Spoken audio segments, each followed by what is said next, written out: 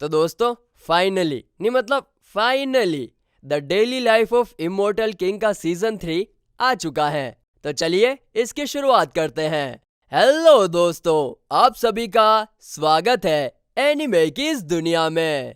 तो इस एपिसोड की स्टार्टिंग में हमें एक वर्किंग वुमेन दिखाई जाती है जो हमारे हीरो वैंग के लिए नूडल्स बना रही थी, जिसके बाद वो वैंग को ले जाकर देती है और वैंग उन्हें थैंक्स बोलता है। आगे हम देखते हैं कि पिछले सीजन में डीमंस के कारण डिस्ट्रॉय हुई सिटी अब धीरे धीरे रिकंस्ट्रक्ट होने लगी है, लेकिन तभी अचानक से वहां पर एक बड़ा सा मॉन्स्टर आ जाता है जो कि दरअसल डीमन वर्ल्ड के डिस्ट्रॉय होने के बाद एक पोर्टल से यहाँ पर आया था, जिसके कारण अपने हीरो को काफी ज्यादा गुस्सा आता है क्योंकि डीमन की वजह से उसके सबसे प्यारे राज दुलारे नूडल्स खराब हो गए थे। इसीलिए वो डीमन पर अटैक करने वाला था कि तभी कोई डीमन पर अपनी मिसाइल से अटैक कर देता है, जो कि असल में एक हेलीकॉप्टर से आए थे, जिसमें वेंग एक खूबसूरत लड़की को नोटिस करता है। वहीं मिसाइल्स के हमले के कारण डीमन मारा जाता है। तभी सीन कट होता है और हमें स्कूल का सीन दिखाया जाता है, जहाँ पर हम अपने हीरो के फ्रेंड्स गुवो, शेन और लीन को देखते हैं। यहाँ पर गुवो लीन से पूछता है कि तुम्हें स्कूल में कुछ अलग नहीं लग रहा,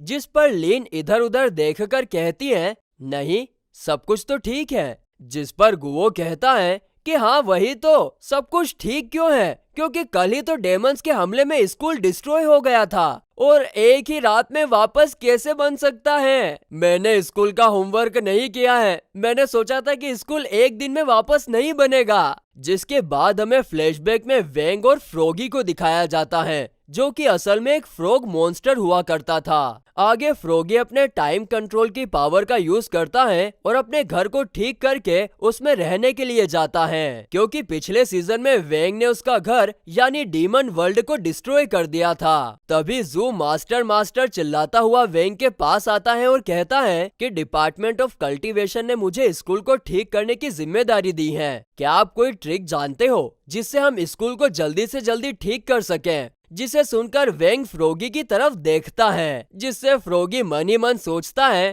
अरे यार, क्योंकि वो समझ गया था कि उसकी 12 बजने वाली है। जिसके बाद फ्रॉगी अपनी पावर का यूज करके कुछ ही सेकंड्स में स्कूल को दोबारा ठीक कर देता है और इसके कारण हम देखते हैं कि वो बुढ़ा होने लगता है। वहीं प्रेजेंट में लिन, शेन और गुवो को बताती है कि उसे उसकी सिस्टर मिल गई है, तो अब से वो स्कूल में ना रहकर अपनी सिस्टर के साथ हॉस्टल में रहेगी। तभी वहां पर एक बड़ी सी कार आकर रुकती है और बॉडीगार्ड रेड कारपेट बिछाते हैं और फिर कार में से गेस करो कौन निकलेगी? सुन बाहर निकलती है। वहीं उसके चेहरे को देखकर हम समझ जाते हैं कि वो अपने फ्रेंड से मिलने के लिए काफी ज्यादा एक्साइटेड है। लेकिन इससे पहले कि वो आगे जा पाती, तभी वहां पर एक हेलीकॉप्टर आता है और उसमें से वही लड़की बाहर निकलती है जिसने सीरीज की स्टार्टिंग में मॉन्स्टर को अपनी मिसाइल से मार गिराया था। वो सून को देखकर कहती है अच्छा, तो तुम हो इस स्कूल की सबसे पॉपुलर लड़की। जिसे सुनकर हम समझ जाते हैं कि वो भी प्रिंसेस है और यहाँ पर सून के साथ compete करना चाहती है ताकि वो सून को हराकर खुद स्कूल की सबसे पॉपुलर लड़की बन जाए। तभी वेंग उनके सामने से गुजरता है और सून उस लड़की को इग्नोर करके वेंग को लेकर वहां से चली जाती है। जिसके बाद हमें क्लास का सीन दिखाया जाता है, जहां पर सारे स्टूडेंट्स उसी लड़की के बारे में बात कर रहे थे, जिससे हमें यह भी पता चलता है कि वो लड़की असल में कुमिया फैमिली की प्रिंसेस है, यानी फर्स्ट डॉटर है। जिसके बाद वो लड़की अपने चमचों के साथ क्लास में आती है और अपने आप को इंट्रोड्यूस करते हुए अपना नाम योशी को बताती है। साथ ही में वो यहाँ पर सून को एक कंपटीशन के लिए चैलेंज करती हैं, क्योंकि वो सून को हराकर स्कूल की सबसे टॉप स्टूडेंट बनना चाहती हैं। मगर तभी टीचर पेन आकर उससे कहती है ओ बेना, तुम ऑर्डिनरी क्लास में हो, बल्कि ये इलाइट क्लास है, जिससे योशिको का पोपट हो जाता है।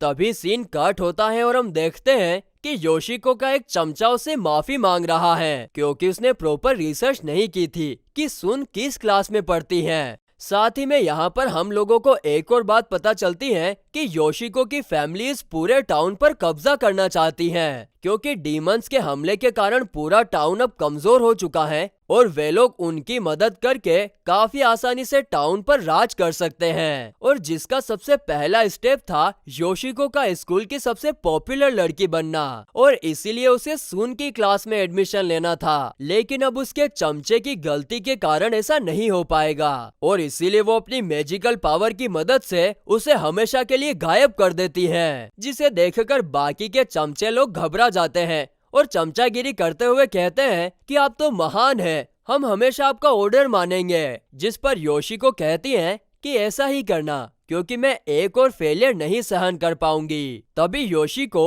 वेंग और सुन को एक साथ हंसते हुए देखती है, जिससे वो समझ जाती है कि सुन उसे सीरियस नहीं ले रही है। तो इस तरफ वेंग को काफी ज्यादा भूख लगी थी, जिसे देखकर सुन कहती है कि चलो आज तुम मेरा टिफिन खाना। तभी वहाँ पर योशिको आती है, जिसे देखकर सुन कहती है कि तुम्हारी प्रॉब्लम क्या है, तुम मुझे अकेला क्यों नहीं छोड़ रही। जिस पर योशिको कहती है कि मैं यहाँ तुम्हारे लिए नहीं बल्कि वेंग के लिए आई हूँ। दरअसल वो वेंग के लिए उसके फेवरेट ड्राई नूडल्स के पैकेट लेकर आई थी, जिसे देखकर सुन कहती है कि तुम्हारी इन चीप ट्रिक्स में वेंग कभी भी नहीं फंसेगा। मगर इस बार उसका पोपट हो जाता है, क्योंकि वेंग नूडल्स के पैकेट के लिए योशिको के इशारे पर नाच रहा था, जिसे देखकर सुन को काफी ज्यादा गुस्सा आता है। तभी वहाँ पर उसके ब्राइट एंजल और डार्क एंजल अपीयर होते हैं, लेकिन सुन उन दोनों की एक नहीं सुनती और अपनी स्वॉर्ड बाहर निकाल कर योशिको का चैलेंज एक्सेप्ट कर लेती है। जिस पर योशिको कहती है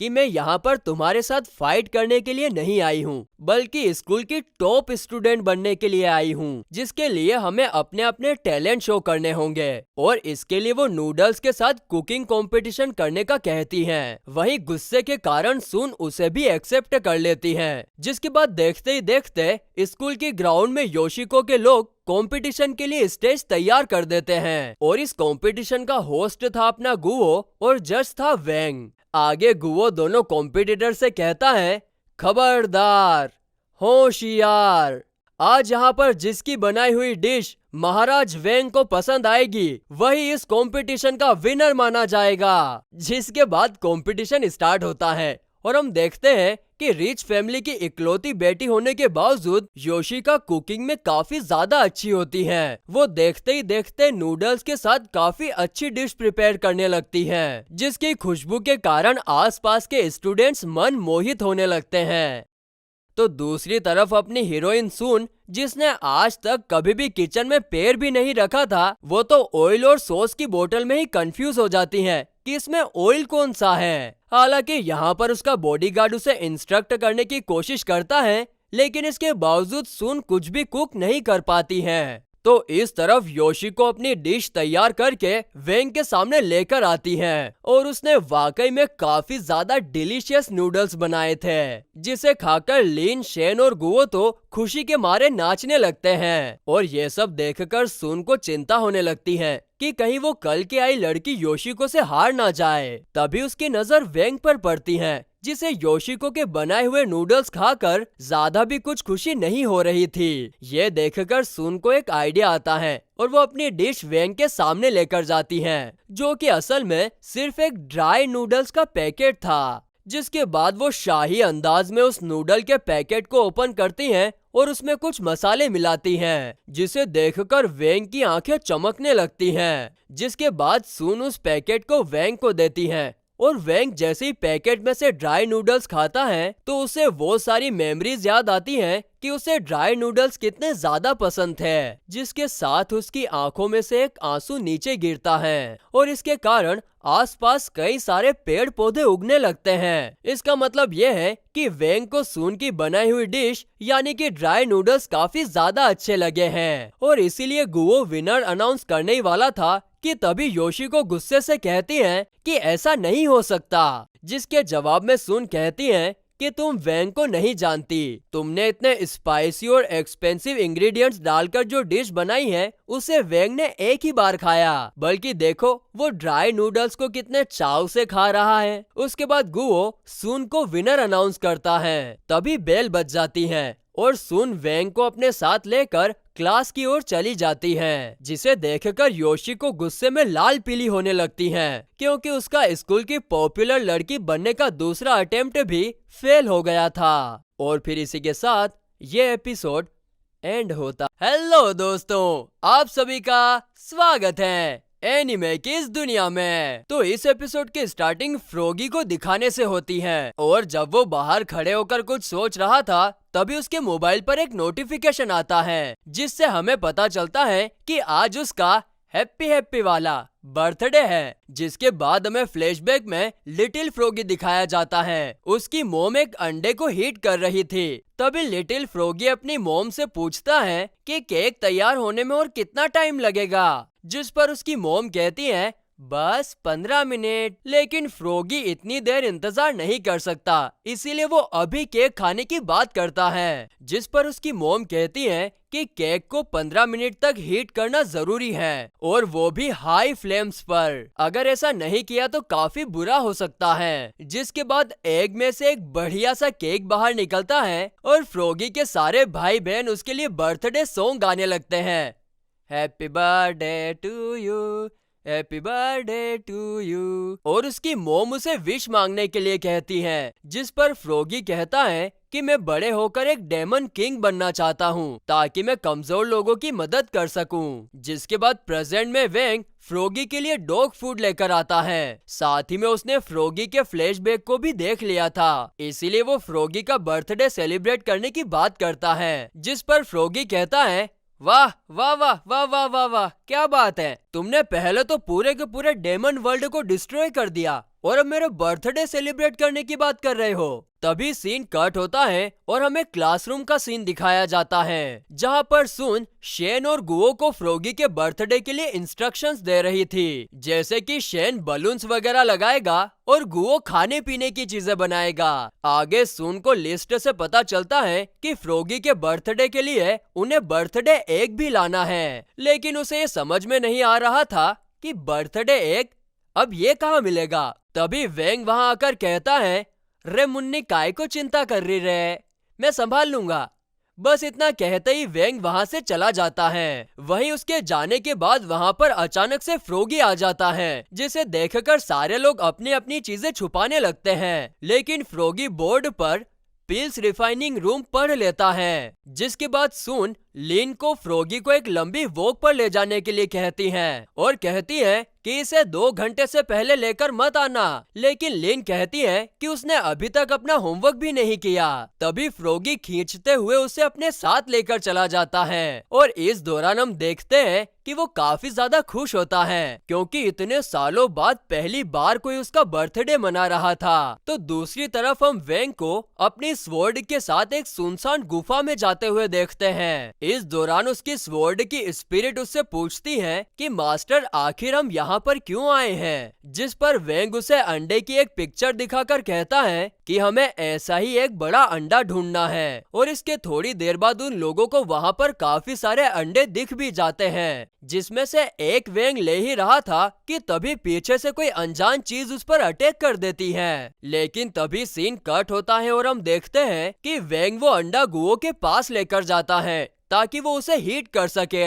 लेकिन वो वेंग से पूछता है कि तुम्हारी इतनी खराब हालत कैसे हुई, क्योंकि उसके पूरे फेस पर पिंक कलर का लिक्विड लगा हुआ था। जिस पर वेंग ये कहकर वहाँ से चला जाता है कि यह काफी लंबी स्टोरी है। तो दूसरी तरफ लिन फ्रॉगी के साथ फाउंटेन के पास बैठी हुई थी। तभी वहाँ पर टीचर पेन आती है, और उन दोनों की बातों से फ्रॉगी को पता चलता है कि टीचर पेन पिल्स रिफाइनिंग रूम में जा रही है, क्योंकि वो वहाँ पर अपना फोन भूल गई थी। जिसे सुनकर एकदम से फ्रॉगी के दिमाग की बत्ती जलती है, और उसे याद आता है कि वेंग और उसके दोस्त पिल रिफाइनिंग रूम में उसके लिए सरप्राइज रेडी कर रहे हैं। इसीलिए वो 2 नंबर का बहाना करके स्कूल की तरफ जाता है और सोचता है कि टीचर पेन के रिफाइनिंग रूम में पहुंचने से पहले ही मुझे वेंग के दोस्तों को इन्फॉर्म करना होगा। इसीलिए वो अपनी बची कुची एनर्जी का यूज करके बिल्डिंग के ऊपर चढ़कर खिड़की से रिफाइनिंग रूम के अंदर जंप कर देता है, और अपने सामने बर्थडे एग को देखकर हैरान होकर कहता है आखिर वेंग को एग मिल ही गया। हाँ,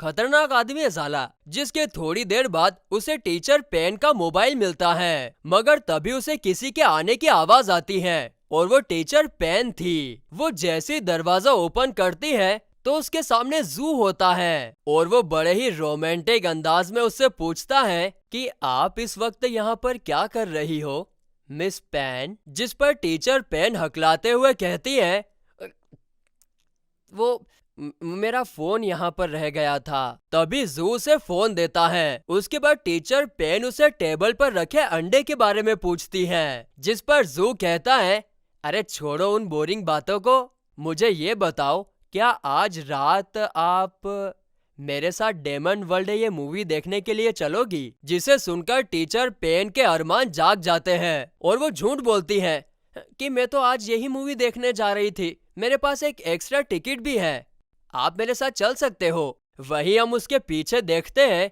कि उसके पास कोई टिकट विकेट नहीं थी, उसने वो अभी अभी बुक करी थी। लड़कियों का चक्कर बाबू भैया खतरनाक होता है। वहीं अगले सीन में जब टीचर पेन जू के नाम का गाना गुनगुनाते हुए वहां से चली जाती है, तब हम देखते हैं कि जू असल में फ्रोगी था, क्योंकि उसने पिछली बार वेंग से मिलने के दौरान उसकी स्पिरिचुअल एनर्जी कंज्यूम की थी, जिसके कारण अब वो ट्रांसफॉर्मेशन के मैजिक में एक्सपर्ट हो गया है। तभी एक बार फिर उसे किसी के आने की आवाज आती है और इस बार वो शेन और गुओ थे जो यहाँ पर बर्थडे एग लेने के लिए आए थे। उन दोनों की बातों से फ्रोगी को पता चलता है कि उन्होंने एग को लो फ्लेम्स पर हीट किया है, जिससे फ्रोगी को अपने मोम की एक बात याद आती है कि बर्थडे के अंडे को हमेशा हाई फ्लेम्स पर ही हीट करना चाहिए, वरना काफी बुरा हो सकता है। अब ये चीज याद आने के बाद फ्रोगी तुरंत उन लोगों को इन्फॉर्म करने के लिए जाता है। तो इस तरफ जब शेन और सुन बर्थडे एग को देख रहे थे, तभी उसमें से एक क्यूट सा बेबी बर्थडे केक बाहर निकल कर आता है, जिसे देखकर शेन और सुन दोनों काफी ज्यादा खुश होते हैं और कहते हैं, अले ले ले ले, ये तो कितना क्यूट है। आगे जैसे ही शेन उस बेबी केक को छूने ही वाला था कि तभी वो बेबी केक उछलकर उसके फेस पर चिपक जाता है और इसके थोड़ी देर बाद शेन ऐसे बर्ताव करता है कि मानो बेबी केक ने शेन की बॉडी पर कंट्रोल कर लिया हो। जिसके बाद शेन एग में से एक और बेबी केक बाहर निकालकर गुओ की फेस की तरफ फेंक कर मारता है, जिसके कारण अब गुओ भी उस केक के कंट्रोल में आ जाता है और फिर वो दोनों मिलकर सून को भी बेबी केक के हवाले करने ही वाले थे कि तभी वहां पर वेंग नहीं आता है। सून के बॉडीगार्ड आते हैं, मगर उनके कुछ करने से पहले ही सून भी अब केक के कंट्रोल में आ गई थी। जिसके बाद एक के बाद एक कई सारे बेबी केक्स बाहर निकलकर सारे बॉडीगार्ड्स को कंट्रोल कर लेते हैं। अब अपना हीरो वेंग नहाकर रूम में इंटर होता है। अब वही रूम के अंदर का नजारा देखकर वेंग कुछ कर पाता उससे पहले ही एक बेबी केक उस पर भी अटैक कर देता है, लेकिन वेंग महाराज उसे अपने पैरों तले कुचलकर खत्म कर देते हैं। जिसके बाद वो पहले शेन और गुओ और उसके बाद सारे बॉडीगार्ड्स को बेबी केक के कंट्रोल से आजाद कर देता है। सुन को आजाद क्यों नहीं किया?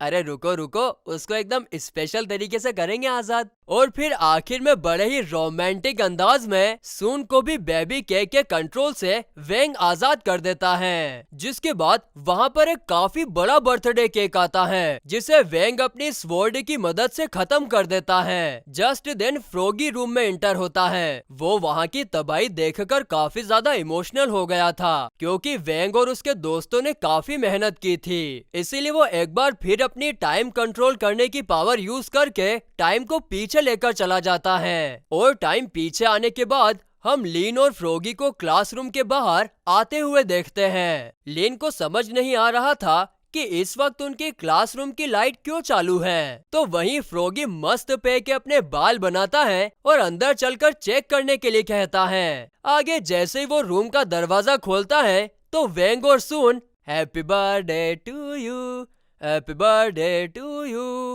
हैप्पी बर्थडे वाला गाना गाने लगते हैं। लेकिन जल्द ही हमें पता चलता है कि वे लोग ये सब फ्रोगी के लिए नहीं बल्कि लीन के लिए कर रहे थे।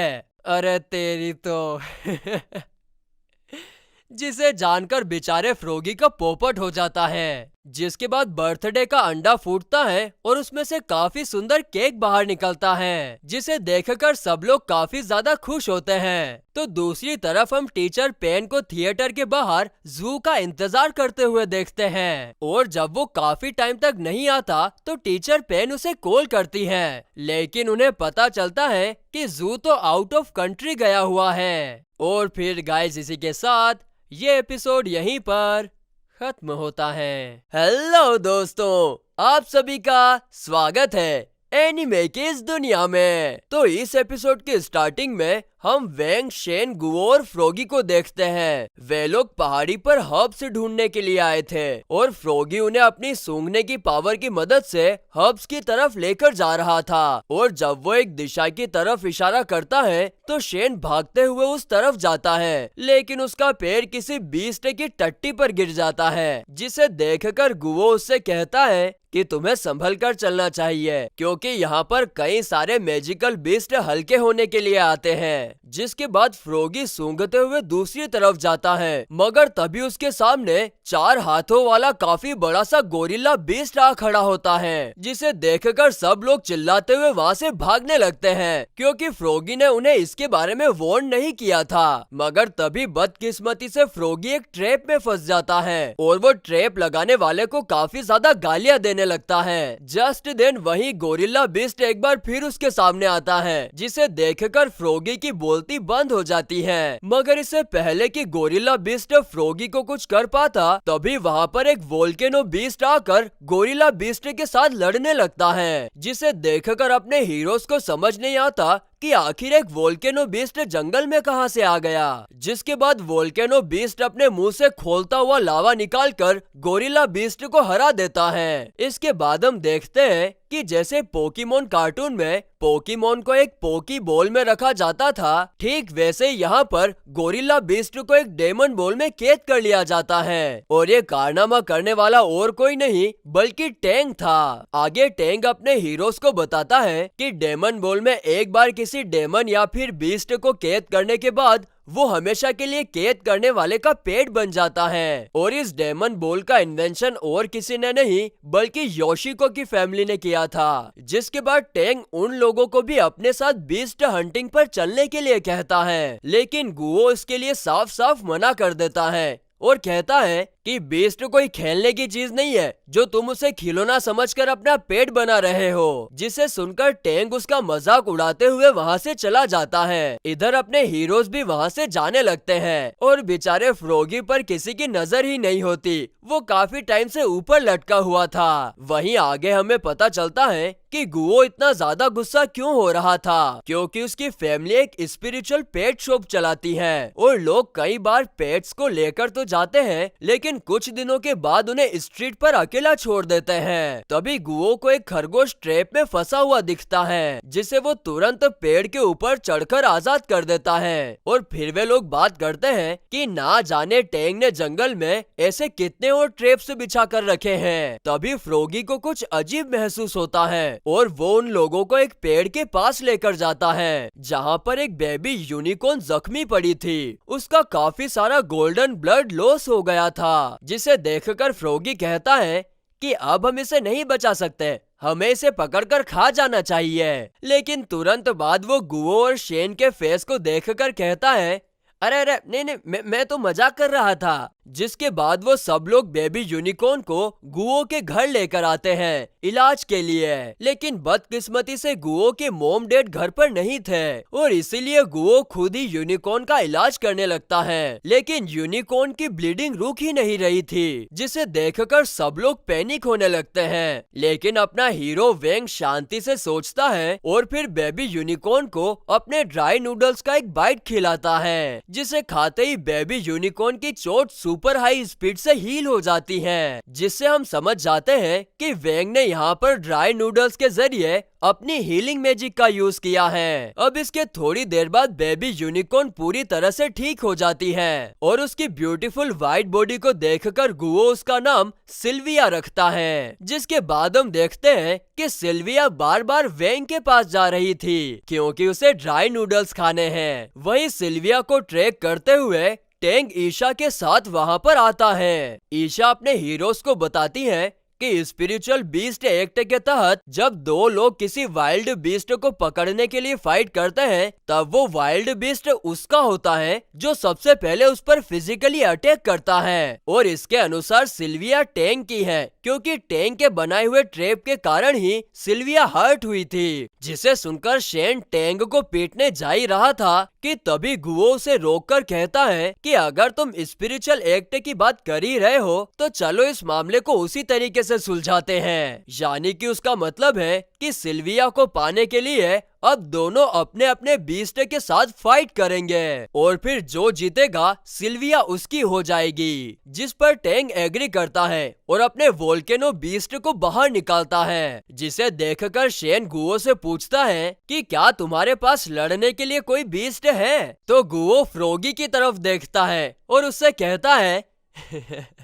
जाओ तुम लड़ो उसके साथ। लेकिन फ्रोगी सीधे सीधे मना कर देता है। अरे भाई उसको देखो तो सही, वो कितना बड़ा है, मैं नहीं लड़ सकता उसके साथ। ये देखकर टैंग उनका मजाक बनाने लगता है। तभी वेंग दबी आवाज में फ्रोगी से कहता है कि फ्रोगी तुम्हें अच्छा बर्ताव करना चाहिए। जिसे सुनकर बेचारा फ्रोगी कुछ नहीं कह पाता और लड़ने के लिए तैयार हो जाता है। लेकिन तभी सिल्विया अपने आप को बचाने के लिए खुद वोल्केनो बीस्ट के साथ लड़ने का डिसाइड करती है। हालांकि गुओ और सब लोग उसे ऐसा करने से मना कर रहे थे, लेकिन बाद में सिल्विया का कॉन्फिडेंस देखकर वे लोग मान जाते हैं। ये देखकर टैंक जोर जोर से हंसने लगता है और कहता है ओले ये छोटी सी सिल्विया मेरे वोल्केनो बीस्ट के सामने कुछ नहीं कर पाएगी। जिसके बाद वो वोल्केनो बीस्ट से सिल्विया को खत्म करने को कहता है। जिसे सुनकर गुओ भी सिल्विया को अपना मूव ट्राई करने का कहता है। लेकिन सिल्विया और गुओ दोनों को ही नहीं पता था कि उसके पास कौन सी स्किल्स हैं। जिसके बाद हम देखते हैं कि सिल्विया टैंक के वोल्केनो के सामने टिक नहीं पा रही थी और वो जैसे तैसे करके उसके हमलों से बच रही थी। इसके बाद गुओ के कहने पर सिल्विया वोल्केनो बीस्ट पर अपने सींग से अटैक तो करती है, लेकिन वोल्केनो बीस्ट की चमड़ी काफी ज्यादा सख्त थी, जिसके कारण सिल्विया को चक्कर आने लगते हैं। तभी टैंक वोल्केनो बीस्ट को फायर अटैक करने के लिए कहता है, जिससे सिल्विया बच तो जाती है, लेकिन अब वो आग के बीच फंस चुकी थी। जिसे देखकर टैंक वोल्केनो बीस्ट को अपना आखिरी और सबसे खतरनाक हमला करने के लिए कहता है। जिसे सुनकर शेन और गुओ समझ जाते हैं कि वे लोग अब सिल्विया को नहीं बचा पाएंगे। लेकिन तभी वेंग अपनी पावर का यूज करके सिल्विया के सबकॉन्शियस माइंड से कनेक्ट करता है, जिसके कारण हम देखते हैं कि जो ड्राई नूडल सिल्विया ने खाए थे वो उसके डीएनए में मिक्स हो जाते हैं। यानी वेंग ने अपनी थोड़ी सी पावर उसे दे दी है, जिसके कारण सिल्विया अब इवोल्व होकर बड़ी हो जाती है और उसकी पावर भी अब बढ़ चुकी थी। और अब बढ़ी हुई पावर के चलते वो सक्सेसफुली वोल्केनो बीस्ट के सबसे खतरनाक अटैक को रोकने में कामयाब होती है। जिसके बाद वेंग सिल्विया को ये सब खत्म करने के लिए कहता है, जिसे सुनकर सिल्विया भागते हुए वोल्केनो बीस्ट की तरफ जाती है। उसे आता देख वोल्केनो बीस्ट की फट चुकी थी, इसीलिए वो अपने मास्टर की तरफ भागता है। तभी सिल्विया उसे जोरदार टक्कर मारती है और वो अपने मास्टर के साथ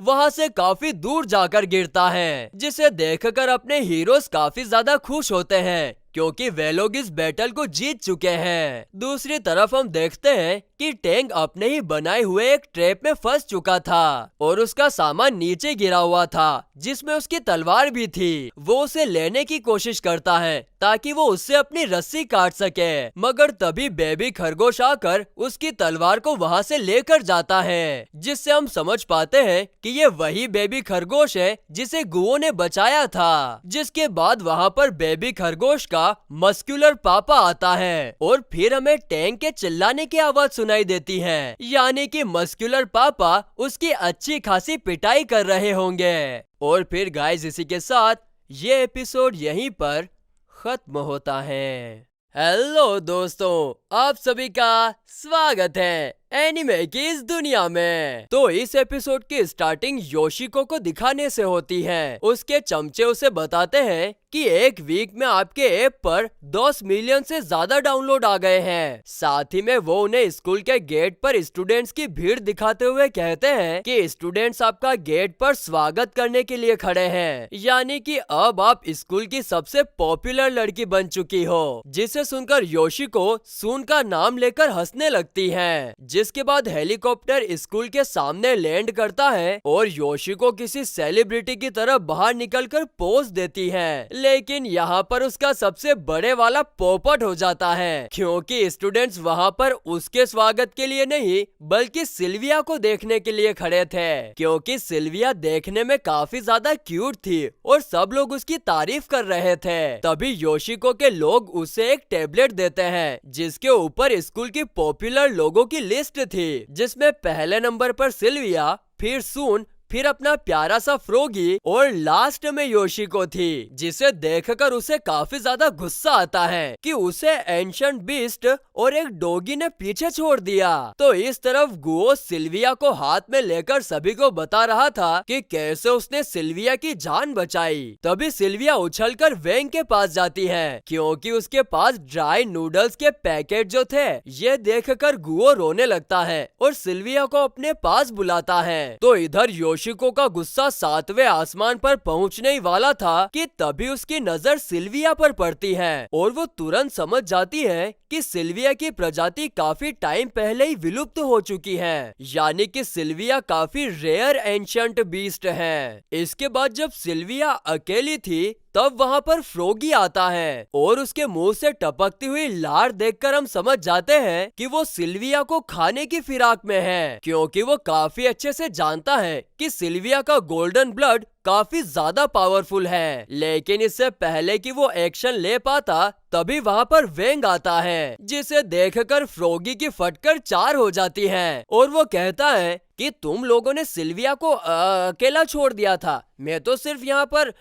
उसे प्रोटेक्ट करने के लिए आया था। जिसे सुनकर वेंग को भी अंदाजा हो जाता है कि अकेले में सिल्विया को कोई भी हर्ट कर सकता है, इसीलिए वो अपने मैजिक से सिल्विया के चारों तरफ एक सर्कल बनाता है ताकि कोई भी उसे हर्ट करने के इरादे से उसके पास ना जा सके। जिसके बाद वेंग फ्रोगी को खींचते हुए अपने साथ लेकर जाता है, क्योंकि वो उसके इरादे समझ चुका था। वहीं उन दोनों के वहां से जाने के बाद हम योशिको को झाड़ियों में छुपे हुए देखते हैं। दरअसल वो भी सिल्विया को पकड़ने की फिराक में यहाँ पर आई थी, लेकिन उसे वेंग के मैजिक के बारे में पता नहीं होता, जिसके कारण वो जैसे ही सिल्विया को पकड़ने के लिए आगे बढ़ती है तो मैजिक की वजह से वहाँ पर एक काफी बड़ा धमाका होता है और अगले ही पल में हम योशिको को जख्मी हालत में पेड़ पर देखते हैं, जो कि धमाके की वजह से वहाँ पर पहुँच गई थी। तभी सीन कट होता है और हम देखते हैं कि स्कूल में ब्रेक होने के बाद सारे स्टूडेंट्स सिल्विया को खाना खिला रहे थे। तभी वहाँ पर टीचर वेंग आते हैं, जो पहले तो सभी को कहते हैं कि ये स्कूल के रूल्स के खिलाफ है, किसी स्पिरिचुअल बीस्ट को यहाँ पर नहीं ला सकते। साथ ही में हम देखते हैं कि वो काफी ज्यादा गुस्से में थे,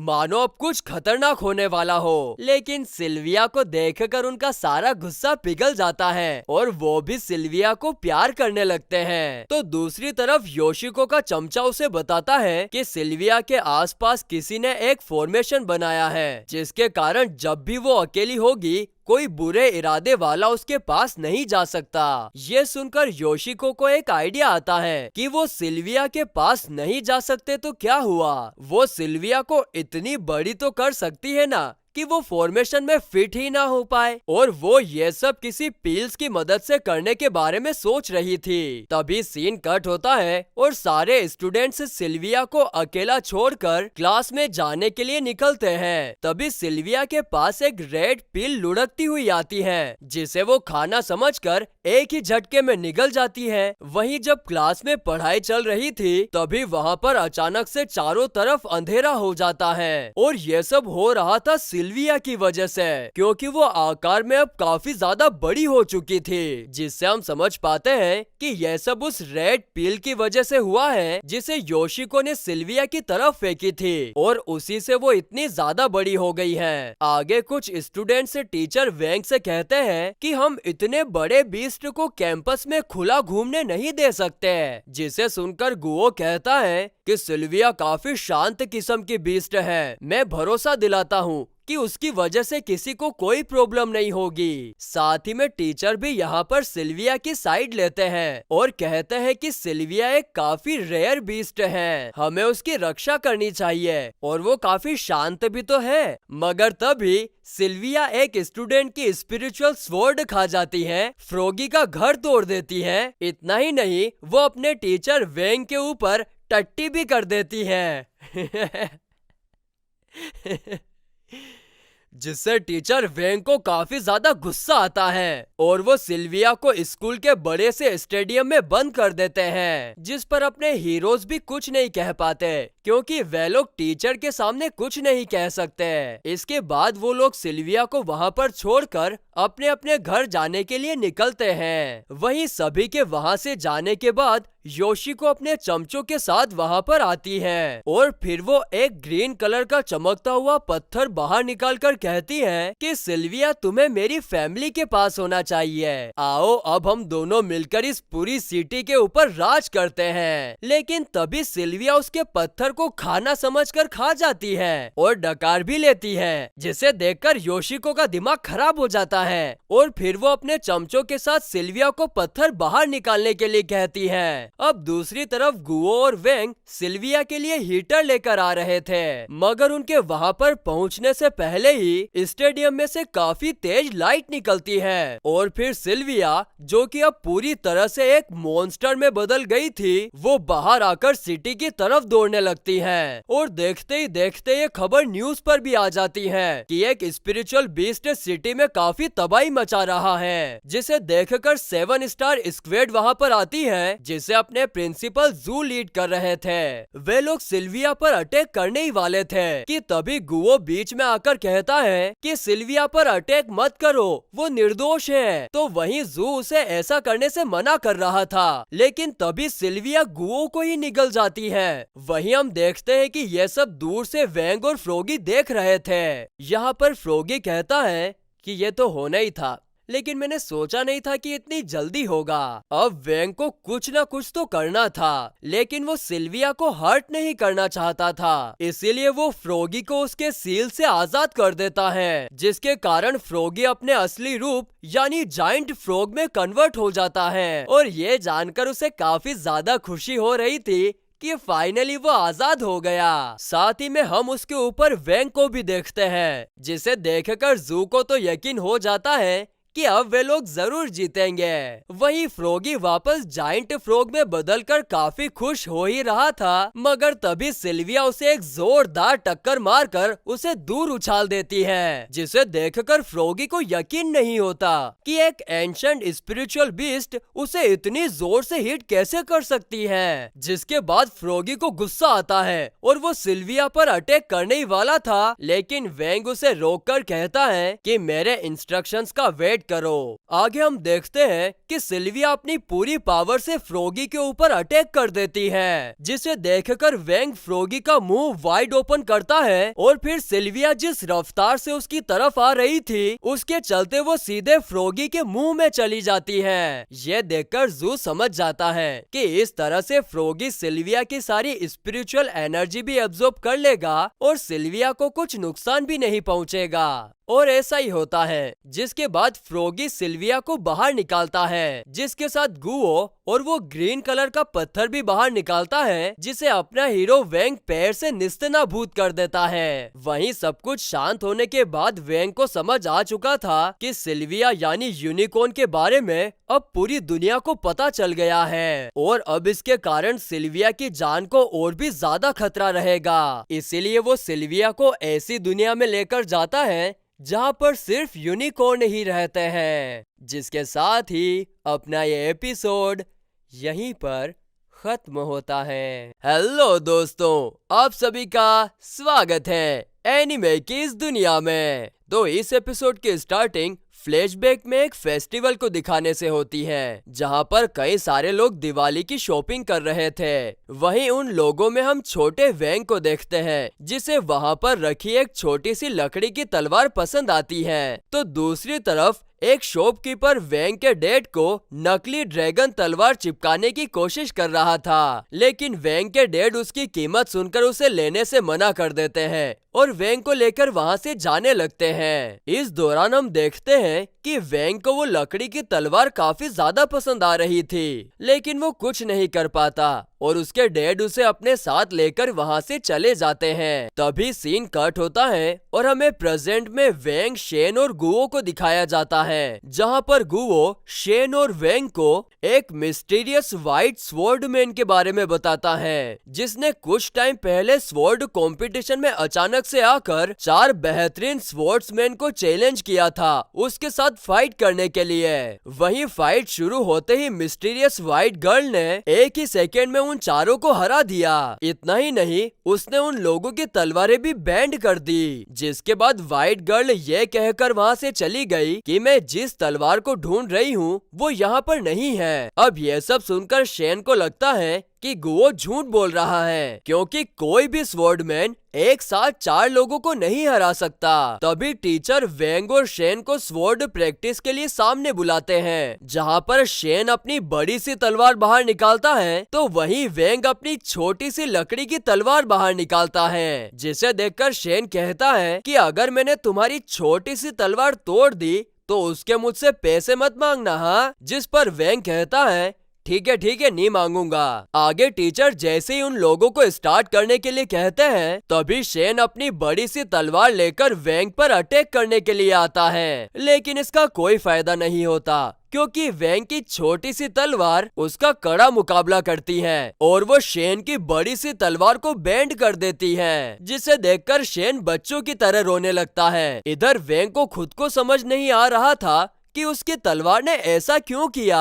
तो दूसरी तरफ ठीक शेन और वैंग की तरह ही लीन और सून के बीच में भी स्वॉर्ड की प्रैक्टिस चल रही थी। इस दौरान हम सून के चेहरे पर परेशानी साफ साफ देख सकते हैं, क्योंकि उसकी तलवारें उसकी बातें नहीं सुन रही थी। जस्ट देन उसकी सारी तलवारें एक साथ वैंग पर अटैक कर देती हैं, लेकिन वैंग की तलवार उसे बचा लेती है। मगर अब सून की तलवारें और वैंग की तलवार एक साथ चिपक गए थे, जिसे देखकर शेन वैंग की तलवार अपनी पूरी ताकत से बाहर निकालने की कोशिश करता है, लेकिन इसमें वो बुरी तरीके से फेल हो जाता है। अब ये सब देखकर लीन इन सभी को एक्सप्लेन करते हुए बताती है कि शायद वैंग की तलवार अवेकनिंग स्टेज पर है, जिसके कारण वो एक काफी स्ट्रॉन्ग मैग्नेटिक फील्ड प्रोड्यूस कर रही है। जिस पर सून पूछती है, अच्छा तो फिर मेरी तलवार वैंग की तलवार के साथ ऐसे क्यों चिपक गई? जिस पर लीन कहती है कि जब भी तलवार अवेकनिंग स्टेज पर पहुंचती है तब वो मैग्नेटिक फील्ड प्रोड्यूस करती है, जो अपोजिट जेंडर की तलवार को अपनी तरफ अट्रैक्ट करती है। वहीं सेम जेंडर वाले की तलवार को वो अपने से दूर कर देती है, जिससे वे लोग समझ जाते हैं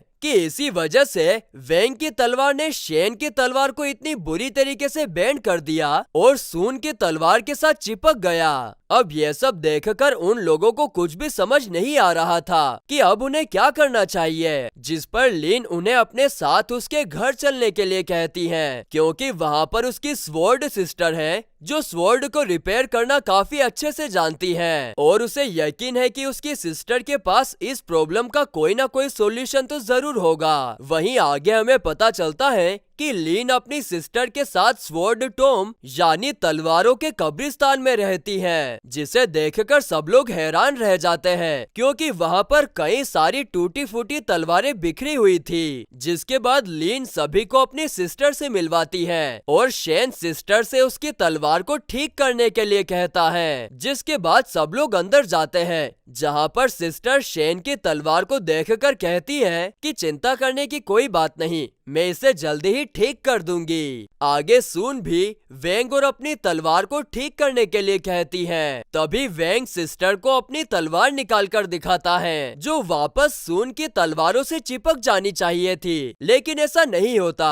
क्योंकि इस बार वेंग की तलवार सिस्टर को जाकर चिपक जाती है, जिसे देख सून की तलवारें रोने लगती हैं, मानो उनका बॉयफ्रेंड उन्हें छोड़कर चला गया हो। आगे सिस्टर वेंग की तलवार को देखकर सभी को बताती है कि वो अपनी अवेकनिंग स्टेज पर है, लेकिन आज से पहले मैंने कभी किसी तलवार में से इतनी स्ट्रॉन्ग मैग्नेटिक फील्ड निकलते हुए नहीं देखी। आगे वे लोग बात कर ही रहे थे कि तभी जू अपने दो साथियों के साथ वहाँ पर आता है और पूछने पर स्टूडेंट्स को बताता है कि सिटी में एक वाइट गर्ल नाम की स्वॉर्डमैन आई है, जो सिटी में सभी को चैलेंज करती घूम रही है और ये चीज सिटी के लोगों के लिए अच्छी नहीं है, इसीलिए हम उसे पकड़ने के लिए गए थे, लेकिन उसकी तलवार ने हम तीनों की तलवार को बेंड कर दिया, जिसे सुनकर शेन और गुओ हैरान रह जाते हैं और गुओ जू से पूछता है कि वाइट गर्ल के पास किस किस्म की तलवार है, जिस पर जू कहता है कि उसके पास एक छोटी सी लकड़ी की तलवार है और जैसे ही हम उसके पास गए तो उसकी तलवार की मैग्नेटिक फील्ड के कारण हमारी तलवार उसकी तरफ खींची चली गई और फिर बेंड हो गई, जिसे सुनकर सारे लोग वेंग की तरफ देखने लगते हैं, क्योंकि ऐसा ही सेम किस्सा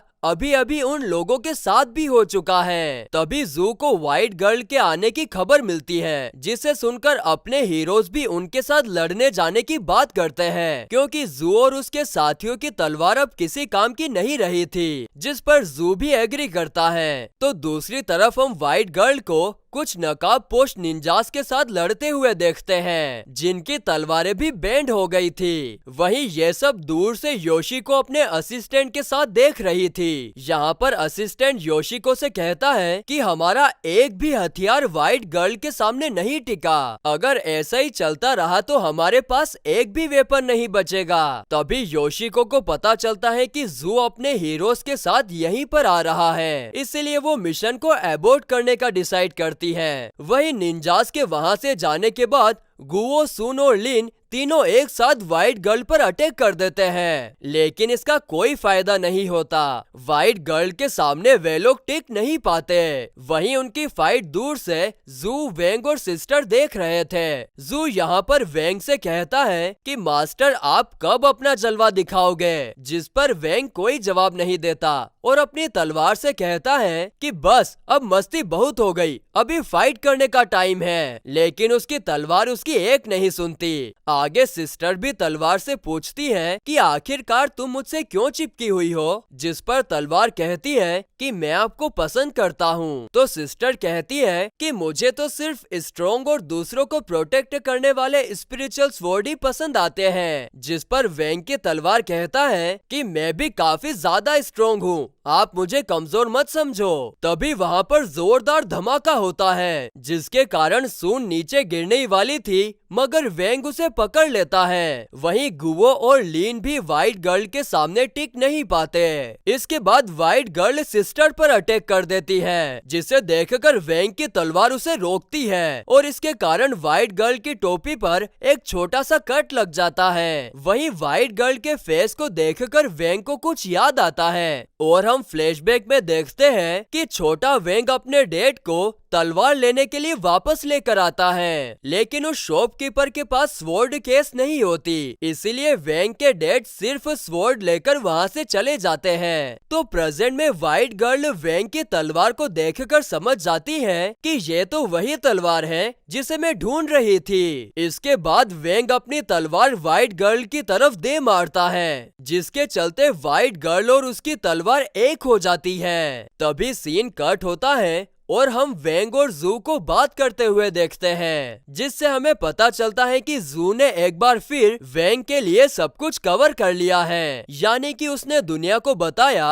कि उसने व्हाइट गर्ल को अरेस्ट करके जेल में डाल दिया है, बल्कि असल में वेंग ने व्हाइट गर्ल को सिटी की उन सारी स्वॉर्ड्स को ठीक करने का काम दिया था जिसे उसने बैंड किया है। इसके साथ ही ये एपिसोड यहीं पर खत्म होता है। हेलो दोस्तों, आप सभी का स्वागत है एनिमे की इस दुनिया में। तो इस एपिसोड की स्टार्टिंग लॉर्ड थंडर नाम के एक शख्स को दिखाने से होती है, जिसे हम आगे सीरीज में थंडर कहकर ही पुकारेंगे, जो कि ट्रेन से कहीं जा रहा था। तभी ट्रेन में एक धमाका होता है और हमें कुछ निंजास दिखाए जाते हैं, जिन्हें जू और उसके लोग पकड़ने में लगे हुए थे। लेकिन निंजास उन्हें एक जगह पर ट्रैप कर देते हैं। इधर थंडर निंजास को भागते हुए देखता है। इसके थोड़ी देर बाद जू निंजास को पकड़ने ही वाला था, मगर तभी निंजास उस डिब्बे को ट्रेन से अलग कर देते हैं जिसमें वे लोग खड़े हुए थे, और इसके कारण जू उन्हें पकड़ नहीं पाता। इसीलिए वो तुरंत हेडक्वार्टर्स में कॉल करके इन्फॉर्म करता है, क्योंकि निंजा आज एक काफी रेयर और एंशिएंट आर्टिफैक्ट लेकर भागे थे। लेकिन तभी पीछे से थंडर आता है और उसके पास वही एंशिएंट आर्टिफैक्ट था जो निंजास लेकर भागे थे। वहीं आगे हमें पता चलता है कि निंजास को दरअसल योशिको ने भेजा था। अब जब निंजा योशिको को आर्टिफैक्ट देते हैं तो उन्हें पता चलता है कि वो कोई आर्टिफैक्ट नहीं बल्कि एक बॉम्ब है, जिसे देखकर हम समझ जाते हैं कि ये थंडर का काम है। बस तभी ट्रेन का वो डिब्बा बुरी तरह से ब्लास्ट हो जाता है। अब सीन कट होता है और हम जू और थंडर को बात करते हुए देखते हैं। उनकी बातों से हमें पता चलता है कि जू ट्रेन में जिस आर्टिफैक्ट को बचाने की कोशिश कर रहा था, उसके और उसके जैसे कई सारे अनमोल आर्टिफैक्ट की आज यहाँ पर नीलामी होने वाली है, जिसमें सिटी की बड़ी बड़ी फैमिलीज हिस्सा लेने के लिए आने लगती है। और इसमें हम योशिको को भी देख पाते हैं। आगे जू के पूछने पर थंडर कहता है कि मैं यहाँ पर सिर्फ और सिर्फ एंशिएंट आर्टिफैक्ट को देखने के लिए आया हूँ, मेरा उन्हें खरीदने का कोई इरादा नहीं है। जिसके बाद वे लोग मास्क लगाकर हॉल में जाने के लिए निकलते हैं। जिसके बाद अगले सीन में हमें एक बार का सीन दिखाया जाता है, जहाँ पर वेंग एक छोटे से बच्चे के साथ कार्ड खेल रहा था, और इस दौरान वो काफी ज्यादा सीरियस होता है, क्योंकि उसके पास प्रेजेंट करने के लिए कोई बड़ा कार्ड नहीं होता, इसीलिए वो पास कर देता है। जिसे सुनकर छोटा सा बच्चा उसका मजाक उड़ाने लगता है और फिर अपना सबसे बड़ा गोरिल्ला का कार्ड शो करते हुए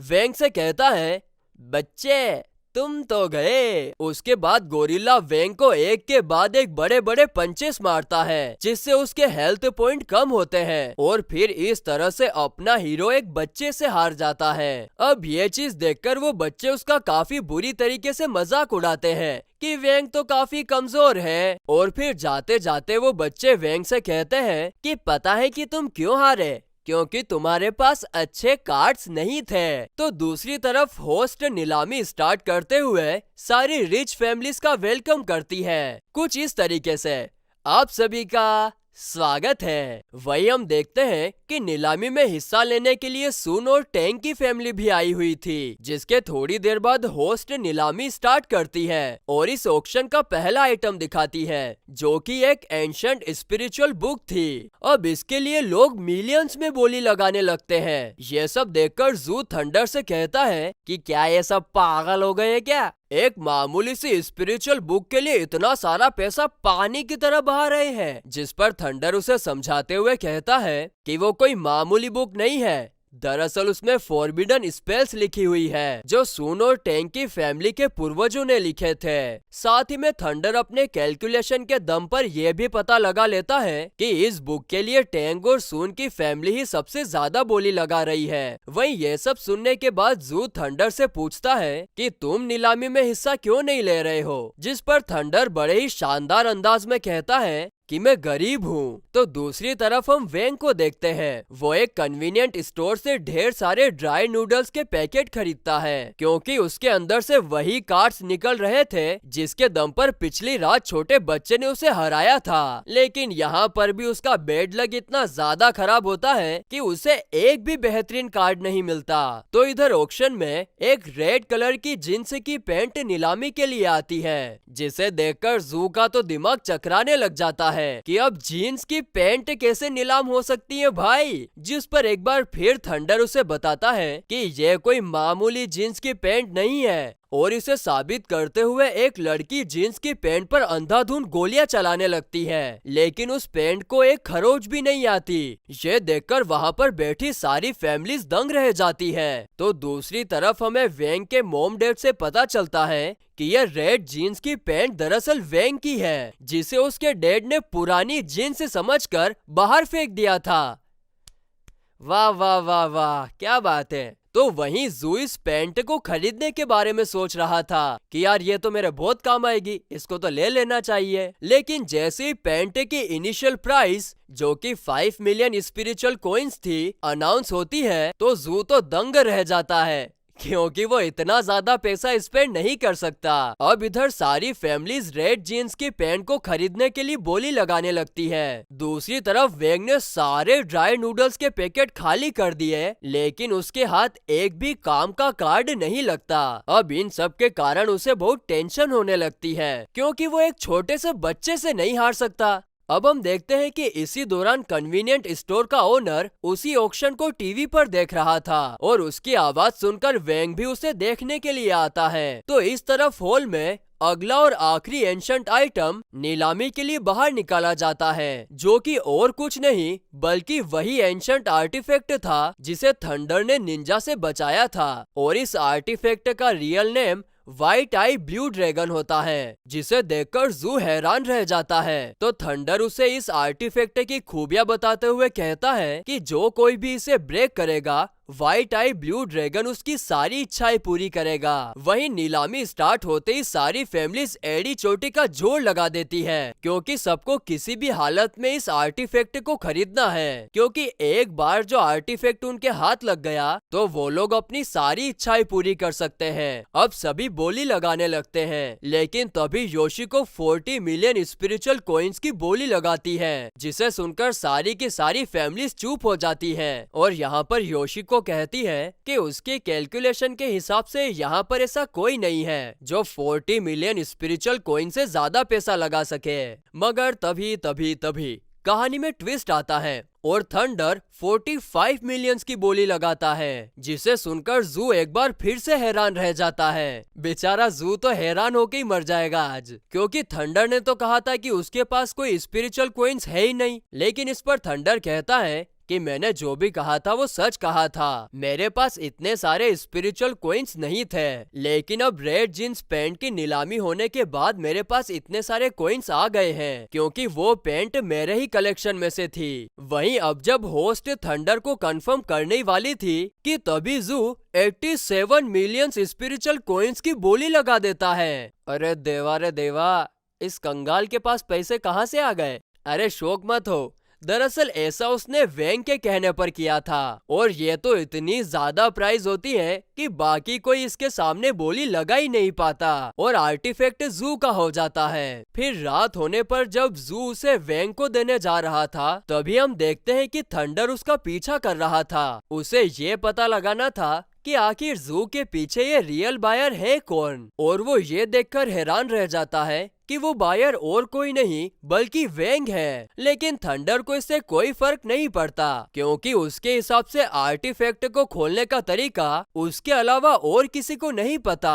मगर तभी वेंग आर्टिफैक्ट को अपने पैरों से कुचलकर तोड़ देता है। ये देखकर थंडर की आंखें बड़ी हो जाती है, क्योंकि उसे यकीन ही नहीं हो रहा था कि वेंग ने एंशंट सील को सिर्फ अपनी ताकत से तोड़ दिया। जिसके बाद वहाँ पर एक काफी बड़ा और खतरनाक पर दिखने में जरा कॉमेडी सा ड्रैगन अपीयर होता है। वो वेंग को देखकर कहता है कि तुमने मुझे बाहर निकाला है, मांगो वत्स, मैं तुम्हारी कोई भी इच्छा पूरी करूंगा। जिसे सुनकर अब वेंग क्या करता है, वो उस ड्रैगन को अपनी तलवार से काट देता है। और ये देखकर तो जू फूट फूट कर रोने लगता है, क्योंकि वेंग ने 87 मिलियन स्पिरिचुअल कॉइन्स को एक ही झटके में राख में बदल दिया था। अरे बाप रे, ये आदमी क्या है रे।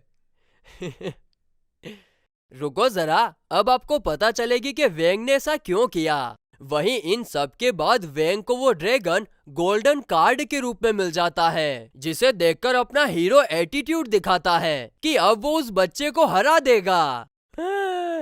87 मिलियन खर्च किए एक बच्चे को हराने के लिए, देवा रे देवा।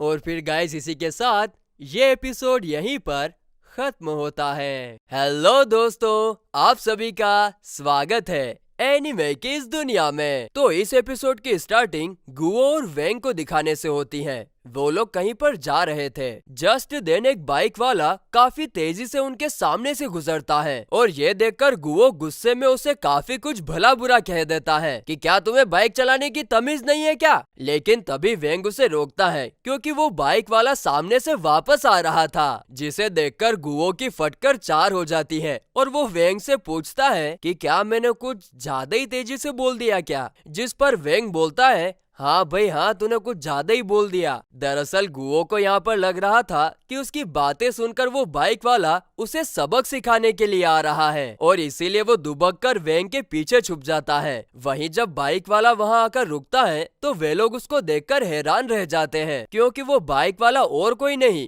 बल्कि शेन था। अब यहाँ पर सीन कट होता है और हमें स्कूल का सीन दिखाया जाता है जहाँ पर सारे स्टूडेंट्स शेन को स्कूल यूनिफॉर्म में ना देखकर हैरान थे।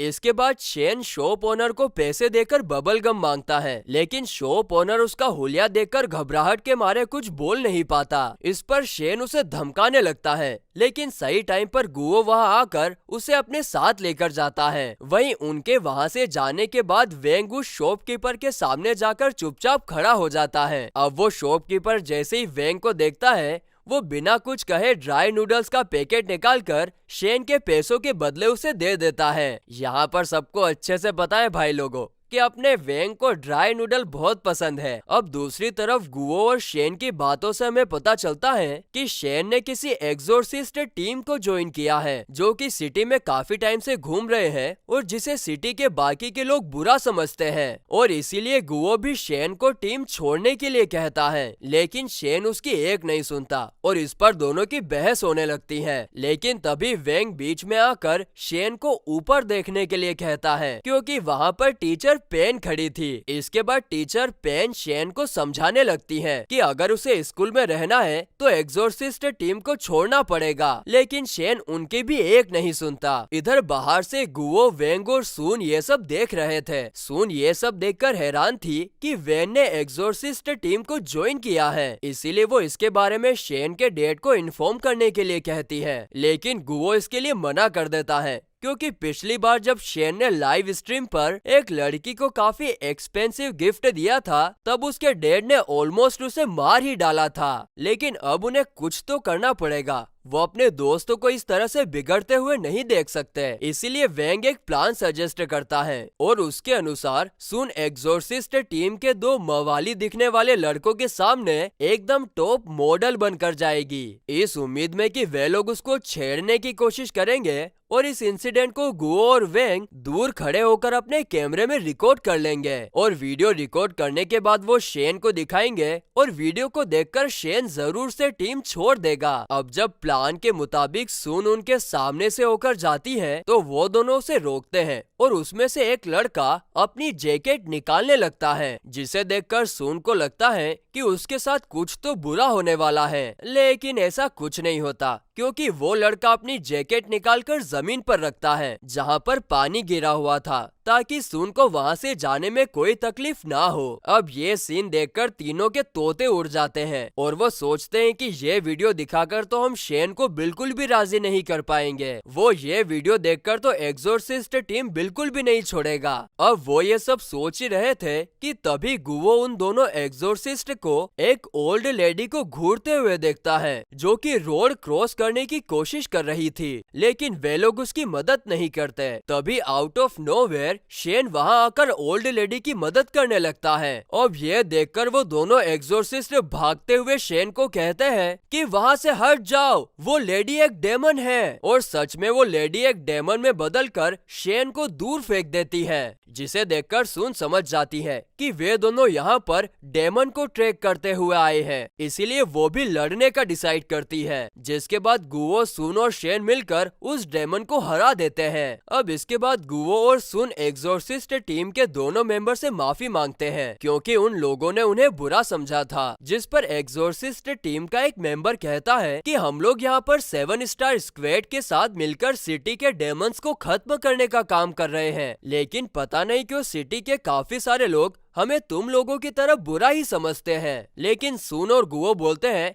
नहीं नहीं नहीं नहीं, हमसे गलती हो गई, हमें माफ कर दो। अब इसके बाद वो लोग सुन और गुओ को भी अपनी टीम में शामिल होने के लिए कहते हैं, जिस पर सुन वेंग की तरफ देखते हुए कहती है, लेकिन क्या वेंग भी हमारे साथ टीम को ज्वाइन करेगा? जिस पर उनका एक मेंबर कहता है, नहीं नहीं नहीं नहीं, हम वेंग को टीम में शामिल नहीं कर सकते। जरा देखो तो सही इसकी तरफ, ये देखने में कितना वीक और बारीक सा लग रहा है। हम इसे टीम में शामिल नहीं कर सकते क्योंकि हमें टीम मेंबर्स की रक्षा भी करनी होती है। वाह चलो भाई, अब वेंग कितना वीक है ये तो वक्त आने पर ही पता चलेगा। अब सीन कट होता है और हम वेंग को घर जाते हुए देखते हैं और इसी दौरान थोड़ी देर बाद शेन उसे ज्वाइन करता है और उससे माफी मांगता है क्योंकि उसके टीम मेंबर्स ने उसे वीक बुलाया था। वो ये भी कहता है कि मैं अपनी तरफ से पूरी कोशिश करूंगा कि तुम्हें अपनी टीम में शामिल कर लिया जाए। हालांकि वेंग के फेस को देखकर हम समझ पाते हैं कि उसे टीम ज्वाइन करने में कोई इंटरेस्ट नहीं है। इसके बाद शेन कहता है कि क्या तुम्हें पता है कि मैंने एक्सोर्सिस्ट टीम क्यों ज्वाइन की? और हमें फ्लैशबैक में दिखाया जाता है कि जब वेंग के साथ स्वॉर्ड प्रैक्टिस के दौरान शेन की तलवार बैंड हो गई थी, तब उसके डैड ने उसे घर से ये कहकर निकाल दिया कि तुम शेन फैमिली के नाम पर एक कलंक हो। वहीं जब शेन निराश होकर अपनी टूटी फूटी तलवार लेकर वहां से जा रहा था, तभी उस पर एक काफी बड़ा और भयानक डेमन अटैक कर देता है और तलवार की हालत सही ना होने के कारण शेन उसके सामने टिक नहीं पाता। डेमन उसे काफी दूर उछाल देता है, लेकिन तभी एक्सोर्सिस्ट टीम के 2 मेंबर उसको बचाने के लिए और डेमन से लड़ने के लिए वहां पर आ जाते हैं और फिर उसी टाइम से शेन ने उनकी टीम को ज्वाइन करने का फैसला किया था। यहाँ पर हम दूसरी तरफ देखते हैं कि एक्सोर्सिस्ट टीम के लोग उस डेमन को पैसे दे रहे थे जिसके साथ थोड़ी देर पहले गुओ, सुन और शेन ने लड़ाई की थी। ये देखकर हम समझ जाते हैं कि ये सब कुछ एक नाटक था और डेमन एक्सोर्सिस्ट टीम के साथ मिले हुए हैं। वहीं उन लोगों की बदकिस्मती थी कि दूर से ये सब शेन देख लेता है और उसे विश्वास नहीं होता कि एक्सोर्सिस्ट टीम के लोगों ने उसके साथ इतना बड़ा धोखा किया है। वहीं क्योंकि अब शेन को एक्सोर्सिस्ट टीम के बारे में सब कुछ पता चल गया था, इसीलिए वे लोग अब शेन को खत्म करने का डिसाइड करते हैं क्योंकि अब वो उनके लिए खतरा बन गया था। इधर शेन उन लोगों की दी हुई तलवार बाहर निकालता है जिसे एक्सोर्सिस्ट टीम का एक मेंबर काफी आसानी से तोड़ देता है क्योंकि वो तलवार नकली थी। अब ये सब देखकर शेन को काफी ज्यादा गुस्सा आता है कि सालो तुमने मुझे तलवार भी नकली दी। लेकिन इसी गुस्से का फायदा उठाकर एक दूसरी डेमन स्पिरिट उसे पजेस कर लेती है और इसके कारण शेन वहीं पर बेहोश हो जाता है। वहीं अब तक वेंग भी यहाँ पर आ चुका था, जिसे देखकर एक्सोर्सिस्ट टीम का एक मेंबर कहता है, ओ वीक लड़के, ये तुम्हारा फ्रेंड अब किसी काम का नहीं रहा, लेके जाओ इसे यहाँ से। जिसे सुनकर वेंग को काफी ज्यादा गुस्सा आता है, इसीलिए वो शेन की टूटी हुई तलवार उठाता है, जिसे देखकर एक टीम मेंबर काफी गुस्से में कहता है कि इस कमजोर लड़के को देखो तो सही, इसकी इतनी हिम्मत कि हमारे सामने तलवार उठाएगा। और देखो तो तलवार भी कैसी, एक ही वार में तो टूट गई थी। मगर तभी वेंग उसी कमजोर तलवार से उसको इतनी जोर से हिट करता है कि वो 2-3 दीवारें तोड़कर दूर जाकर गिरता है, जिसे देखकर एक्सोर्सिस्ट टीम के मेंबर दंग रह जाते हैं।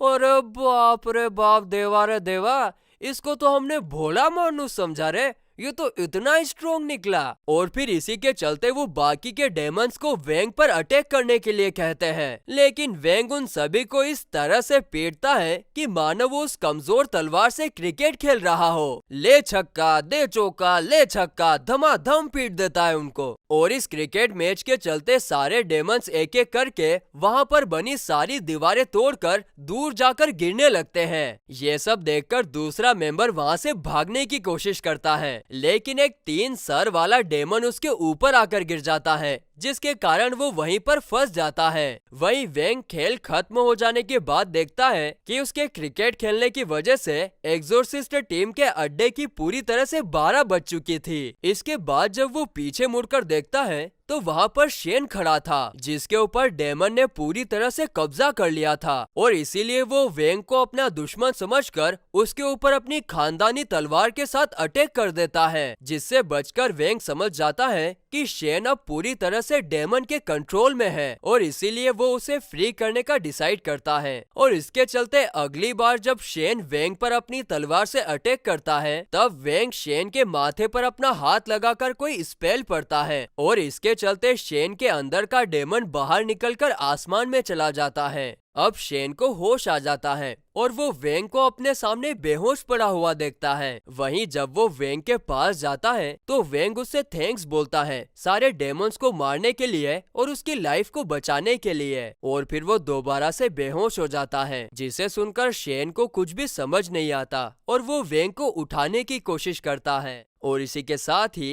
ये एपिसोड यहीं पर खत्म होता है। हेलो दोस्तों, आप सभी का स्वागत है एनिमे की इस दुनिया में। तो इस एपिसोड की स्टार्टिंग जू को दिखाने से होती है। उसका साथी किसी के दरवाजे पर दस्तक दे रहा था, लेकिन वो कितना भी नाटक कर ले वो उन्हें अंदर आने ही नहीं देते, जिससे तंग आकर जू एक मैजिकल सील की मदद से दरवाजे को ब्लास्ट कर देता है। इसके बाद जैसे ही वे दोनों अंदर जाते हैं उनके होश उड़ जाते हैं, क्योंकि वहाँ पर ढेर सारे मॉन्स्टर्स थे, जिन्हें देखकर हम समझ जाते हैं कि ये वही मॉन्स्टर्स हैं जो एग्जोर्सिस्ट टीम के साथ मिले हुए थे। अब मॉन्स्टर को देखकर जू के साथी की तो फटकर 4 हो जाती है, इसीलिए वो तुरंत वहाँ से भाग खड़ा होता है जू को अकेला छोड़कर। उसके बाद सारे मॉन्स्टर्स जू को एक इविल स्माइल देते हैं, मानो अब वे लोग मिलकर जू का कचूमर बनाने वाले हो। दूसरी तरफ हम वेंग को देखते हैं। वो मस्त होकर गाने सुनते हुए साइकिल से कहीं पर जा रहा था। तभी उसकी नजर जू पर पड़ती है, जिसे सारे मॉन्स्टर्स उल्टा लटकाकर काफी पीट रहे थे। तो वेंग उसकी मदद करने के लिए जाता है। अब इसके थोड़ी देर बाद जब जू का साथी और भी मेंबर्स को लेकर आता है तब वे लोग सामने का नजारा देखकर हैरान रह जाते हैं, क्योंकि सारे मॉन्स्टर्स नीचे गिरे हुए थे और जू बीच में खड़ा था।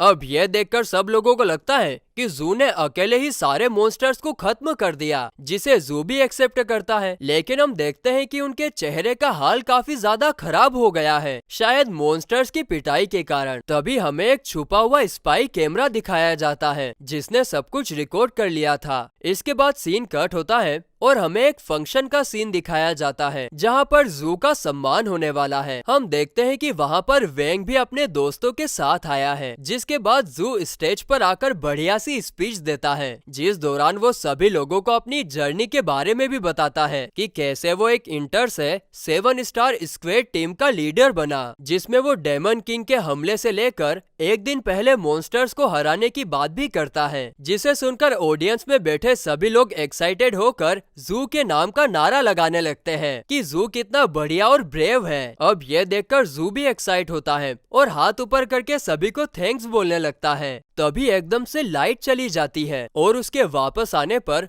लार्ज स्क्रीन पर एक दिन पहले का वीडियो चलने लगता है और उस वीडियो में हम देखते हैं कि जू को मॉन्स्टर उल्टा लटकाकर पीट रहे थे। इसके थोड़ी देर बाद वातावरण बिगड़ने लगता है और आसमान से एक जोरदार बिजली मॉन्स्टर पर गिरती है और उसके कारण सारे मॉन्स्टर्स बेहोश हो जाते हैं। और फिर वहाँ वेंग अपने चेहरे को ढांक कर आता है और कोई मैजिक परफॉर्म करता है। अब ये देखकर ऑडियंस को काफी गुस्सा आता है कि जू तो एक झूठा आदमी है, वो मक्कार है, उसने आज तक किसी एक मॉन्स्टर को भी नहीं मारा। न्यूज में भी जू की काफी ज्यादा बदनामी होती है। सभी तरफ ये मैसेज फैल जाता है कि जू ने अभी तक जितने भी मॉन्स्टर को हराया है वो सब फेक है। तो वहीं इंटरव्यू के दौरान टेंग कहता है कि मुझे तो पहले से पता था कि ये सब झूठ है, क्योंकि जू के पास इतनी पावर नहीं है कि वो लेवल 5 के डेमन को हरा सके। लेकिन शेन और गुवो जू की साइड लेते हैं कि कल जो हमने वीडियो देखा वो फेक भी तो हो सकता है, और यही सेम चीज टीचर पेन भी कहती है। आगे हम जू को चीफ के साथ बात करते हुए देखते हैं। इस दौरान वो चीफ को समझाने की कोशिश करता है कि वीडियो में जो कुछ भी दिखाया गया वो सब फेक है। इस दौरान उसकी आवाज थोड़ी सी ऊंची हो जाती है, जिसके कारण चीफ उसे शांत होने का कहकर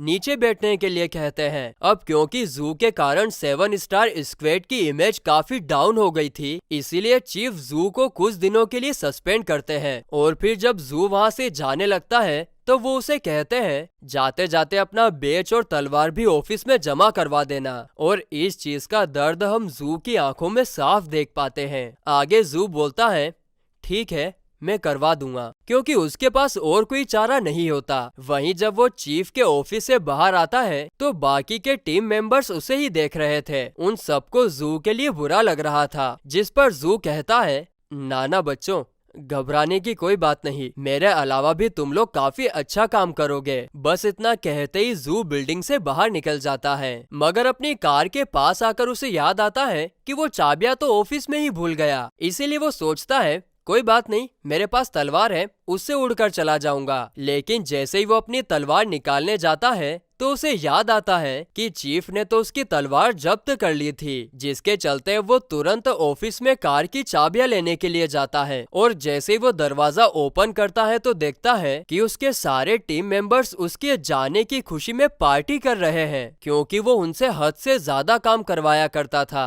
अब ये चीज देखकर जू उदास होकर वहाँ से निकल जाता है। वहीं रास्ते से जाते हुए वो देखता है कि सिटी में जो बड़े बड़े उसके पोस्टर्स लगे हुए थे, लोग उसे काफी बेइज्जती से निकाल रहे थे। इसके बाद जब बारिश होती है तो जू स्टोर पर अम्ब्रेला खरीदने के लिए जाता है, लेकिन उसकी बदकिस्मती की ओनर ने टीवी पर उसके बारे में न्यूज देख ली थी और इसीलिए वो उसे अम्ब्रेला दिए बिना ही उसके मुंह पर शॉप बंद कर देता है। इन सब के चलते जू काफी ज्यादा उदास हो जाता है कि यार मेरी तो कोई गलती भी नहीं है, फिर मेरे साथ ऐसा क्यों हो रहा है। मगर तभी वो एक पीले रंग का रेनकोट पहने हुए एक छोटे बच्चे को वहाँ से जाते हुए देखता है। गौर से देखने पर उसे पता चलता है कि वो बच्चा एक मॉन्स्टर है, क्योंकि उसकी पूंछ साफ साफ दिख रही थी। इसीलिए वो उसका पीछा करता है, लेकिन वो मॉन्स्टर एक गली में जाकर अचानक से कहीं गायब हो जाता है, जिसे देखकर जू समझ नहीं पाता कि मॉन्स्टर आखिरकार गायब कहाँ हो गया। लेकिन तभी ऊपर से एक बड़ा वाला मॉन्स्टर उसके ऊपर अटैक कर देता है, जिससे जू बच तो जाता है, लेकिन उसके पास तलवार ना होने के कारण मॉन्स्टर उसे उठाकर दीवार पर फेंक देता है। तभी पीले रेनकोट वाला मॉन्स्टर उसके पास जाकर कहता है कि जू तुम सस्पेंड तो हो गए,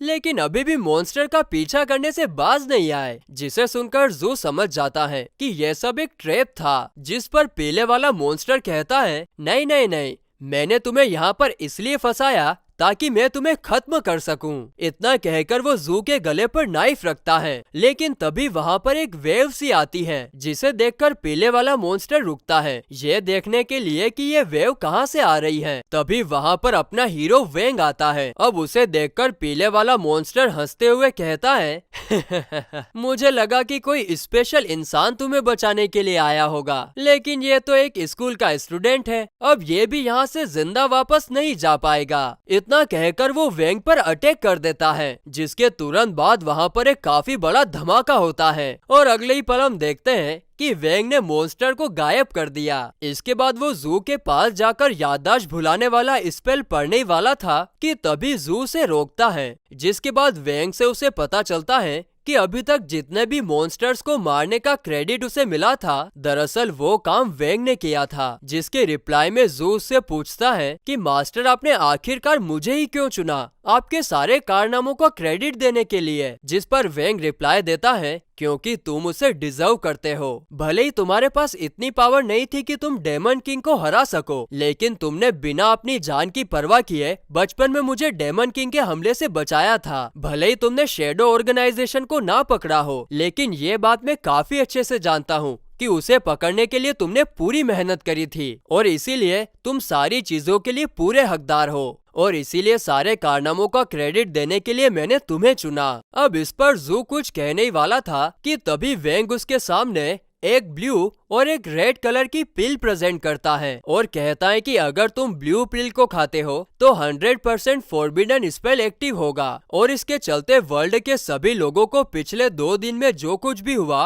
वो कुछ भी याद नहीं रहेगा। जिसे सुनकर जू हैरान रह जाता है और फिर वो कहता है कि अगर रेड पिल खा ली तो, जिस पर वेंग कहता है कि रेड पिल खाने से तुम्हें तुरंत हायर पोजीशन पर प्रमोट कर दिया जाएगा। अब ये दोनों पिल्स देखकर जू दंग रह जाता है कि अब उसे क्या करना चाहिए, और फिर काफी टाइम सोचने के बाद वो दोनों में से एक भी पिल ना खाने का डिसाइड करता है, क्योंकि वो अपने हार्ड वर्क से हीरो बनना चाहता था, ना कि मैजिक से। जिसके बाद वो वेंग से अपनी कुछ स्पेशल ट्रिक्स सिखाने का रिक्वेस्ट करता है, जिस पर वेंग एग्री करता है। अब सीन कट होता है और हमें एयरपोर्ट का सीन दिखाया जाता है। दरअसल जू ये सिटी छोड़कर कहीं और जा रहा था। वहीं हम देखते हैं कि इस सिचुएशन को भी एक स्पाई कैमरा रिकॉर्ड कर रहा था। जिसके बाद अगले सीन में हमें पता चलता है कि ये स्पाई कैमरा और किसी का नहीं बल्कि योशिका का है। वो ये सब इसलिए कर रही थी क्योंकि उसके किसी खतरनाक प्लान में जू आड़े आ रहा था, जिसे अब उसने अपने रास्ते से निकाल दिया है। और फिर गाइस,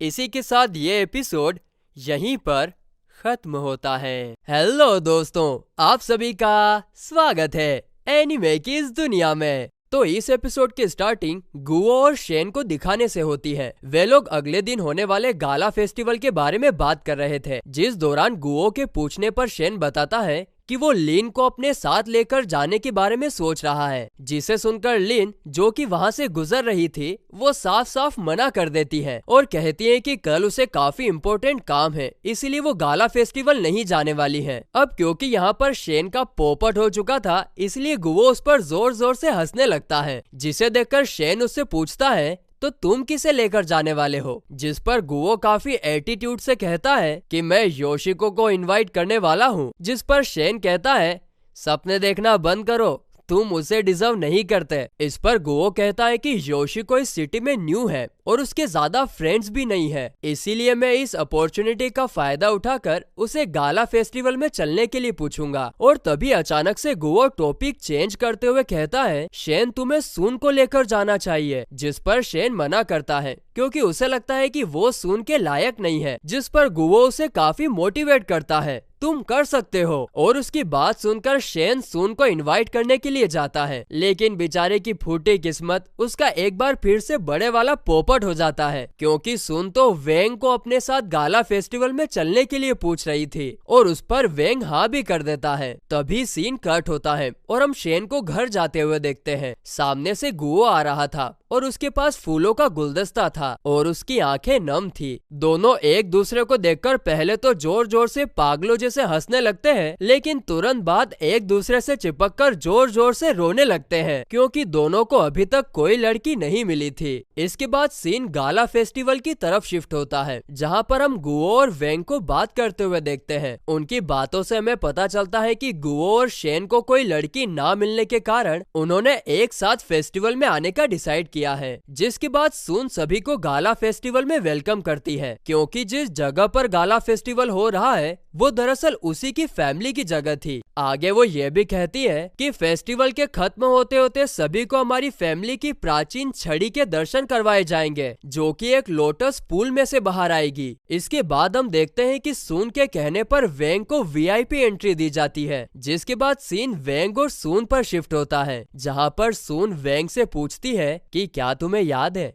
कि पिछले सेमेस्टर में हम दोनों यहाँ पर आए थे। जिस पर वेंग हाँ में जवाब देता है और कहता है हाँ, तुम्हारे दादाजी ने ये तुम्हारे लिए बनाया था। जिस पर सून कहती है हाँ, ताकि मैं किसी इम्पोर्टेंट पर्सन को यहाँ पर लेकर आऊं। अब इसके थोड़ी देर बाद सून शर्माते हुए वेंग से पूछती है कि आज मेरे मॉम डैड घर पर नहीं है, तो क्या तुम मेरे साथ डिनर करोगे। जिस पर वेंग कहता है कि अगर उसे ड्राई नूडल्स मिलेंगे तो ही वो आएगा। इस पर सुन उछलते हुए हाँ में जवाब देती है, मानो उसने अभी अभी कोई बड़ी जंग जीत ली हो। लेकिन दरवाजा खोलते ही उसके होश उड़ जाते हैं, क्योंकि सामने उसके दादाजी बैठे हुए थे, जो कि सून का ही इंतजार कर रहे थे। आगे हम उन सभी को डिनर टेबल पर देखते हैं, जहाँ पर वेंग के लिए ड्राई नूडल्स का पैकेट पेश किया जाता है। और इसके बाद दादाजी किसी टिपिकल इंडियन पेरेंट्स की तरह वेंग से पूछते हैं कि ये लड़के, तुम मेरी पोती सून के क्या लगते हो। जिस पर सून बताने वाली थी कि वो दोनों क्लासमेट्स हैं, लेकिन दादाजी के गुस्से के चलते वो शांत हो जाती है। इसके बाद दादाजी वेंग से उसके डैड के वर्किंग प्रोफेशन के बारे में पूछते हैं, जिस पर वेंग कहता है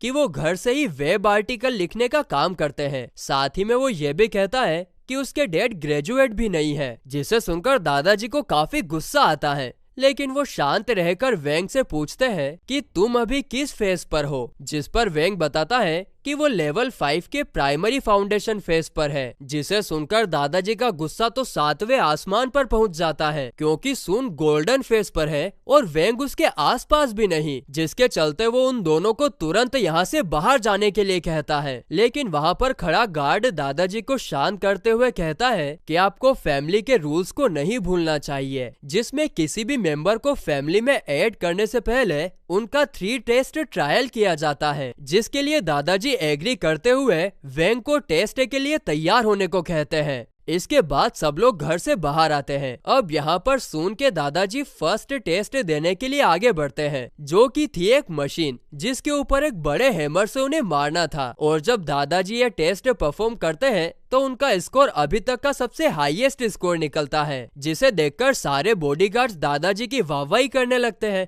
वाह वाह वाह वाह, क्या बात है, क्या बात है, बहुत बढ़िया बहुत बढ़िया। इसके बाद दादाजी वेंग को हैमर देते हुए कहते हैं, चलो अब तुम्हारी बारी है। तो अब वेंग हैमर लेकर मशीन के पास जाता है। पहले तो वो प्रिटेंड करता है कि वो काफी जोर से मशीन पर मारने वाला है, लेकिन नहीं, वो 1-2 साल के बच्चे की तरह मशीन को खाली हैमर से टच करता है, जिसे देखकर सारे बॉडीगार्ड्स उसकी ताकत पर हंसने लगते हैं कि वो काफी कमजोर है। लेकिन तभी मशीन का वो पार्ट जो हैमर के लगने से ऊपर जाता है, वो इतनी तेजी से ऊपर जाकर नीचे गिरता है, जिसके कारण मशीन उसकी ताकत को मेजर ही नहीं कर पाती। और ये देखकर तो दादाजी की आंखें बाहर आ गई थी।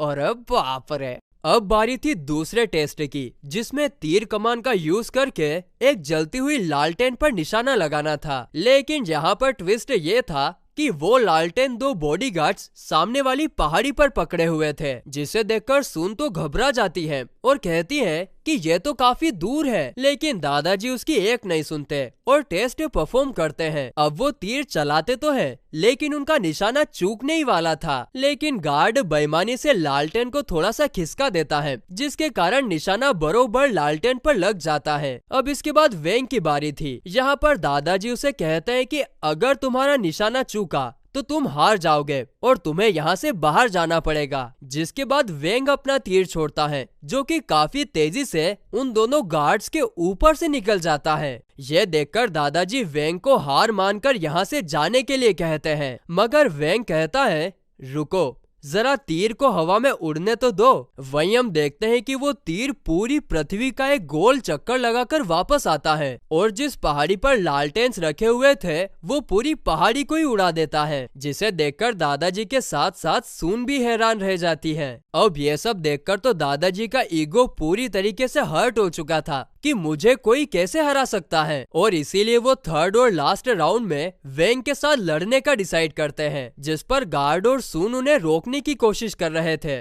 कि आप कितने ऊपर लेवल पर हो और ये कितने नीचे लेवल पर है, आप इससे लड़ाई नहीं कर सकते। लेकिन दादाजी उनकी एक नहीं सुनते और कहते हैं कि इन तीनों ट्रायल्स को कंप्लीट करने के बाद ही मैंने तुम्हारी दादी के साथ शादी की थी और तभी से हमारी फैमिली में ये प्रथा चलती आ रही है और वेंग को भी इसे पूरा करना ही होगा। जिस पर ना चाहते हुए भी सून वेंग को लड़ने के लिए कहती है। अब दादाजी के पास लड़ने के लिए एक हथियार था, तो वेंग भी उनसे मुकाबला करने के लिए आसपास ही एक हथियार ढूंढने लगता है। वो वहाँ पर रखी एक रेड कलर की छड़ी जो पत्थर में गड़ी हुई थी उसे बाहर निकालता है, जिसे देखकर दादाजी, गार्ड और सून तीनों के तीनों हैरान रह जाते हैं, क्योंकि वो छड़ी 15,000 पाउंड्स की थी, मतलब वो काफी ज्यादा भारी थी। और इस पर दादाजी कहते हैं कि आज तक इस छड़ी को मेरे दादाजी के अलावा और कोई भी नहीं उठा पाया है, यहाँ तक कि मैं भी नहीं। अब यह सब देखकर वेंग थोड़ा घबरा जाता है कि यार इस छड़ी को नहीं उठाना चाहिए था, और इसीलिए वो उस छड़ी को वापस उसकी जगह पर रख देता है। और जैसे ही वो उस छड़ी को नीचे रखता है, उसके प्रेशर के कारण वहाँ पर एक छोटा सा भूकंप आ जाता है और अगले ही पल दादाजी और सून फैमिली के सारे गार्ड्स वेंग के सामने झुकते हैं, ये कहकर कि वो किसी भगवान से कम नहीं है। और ये सब देखकर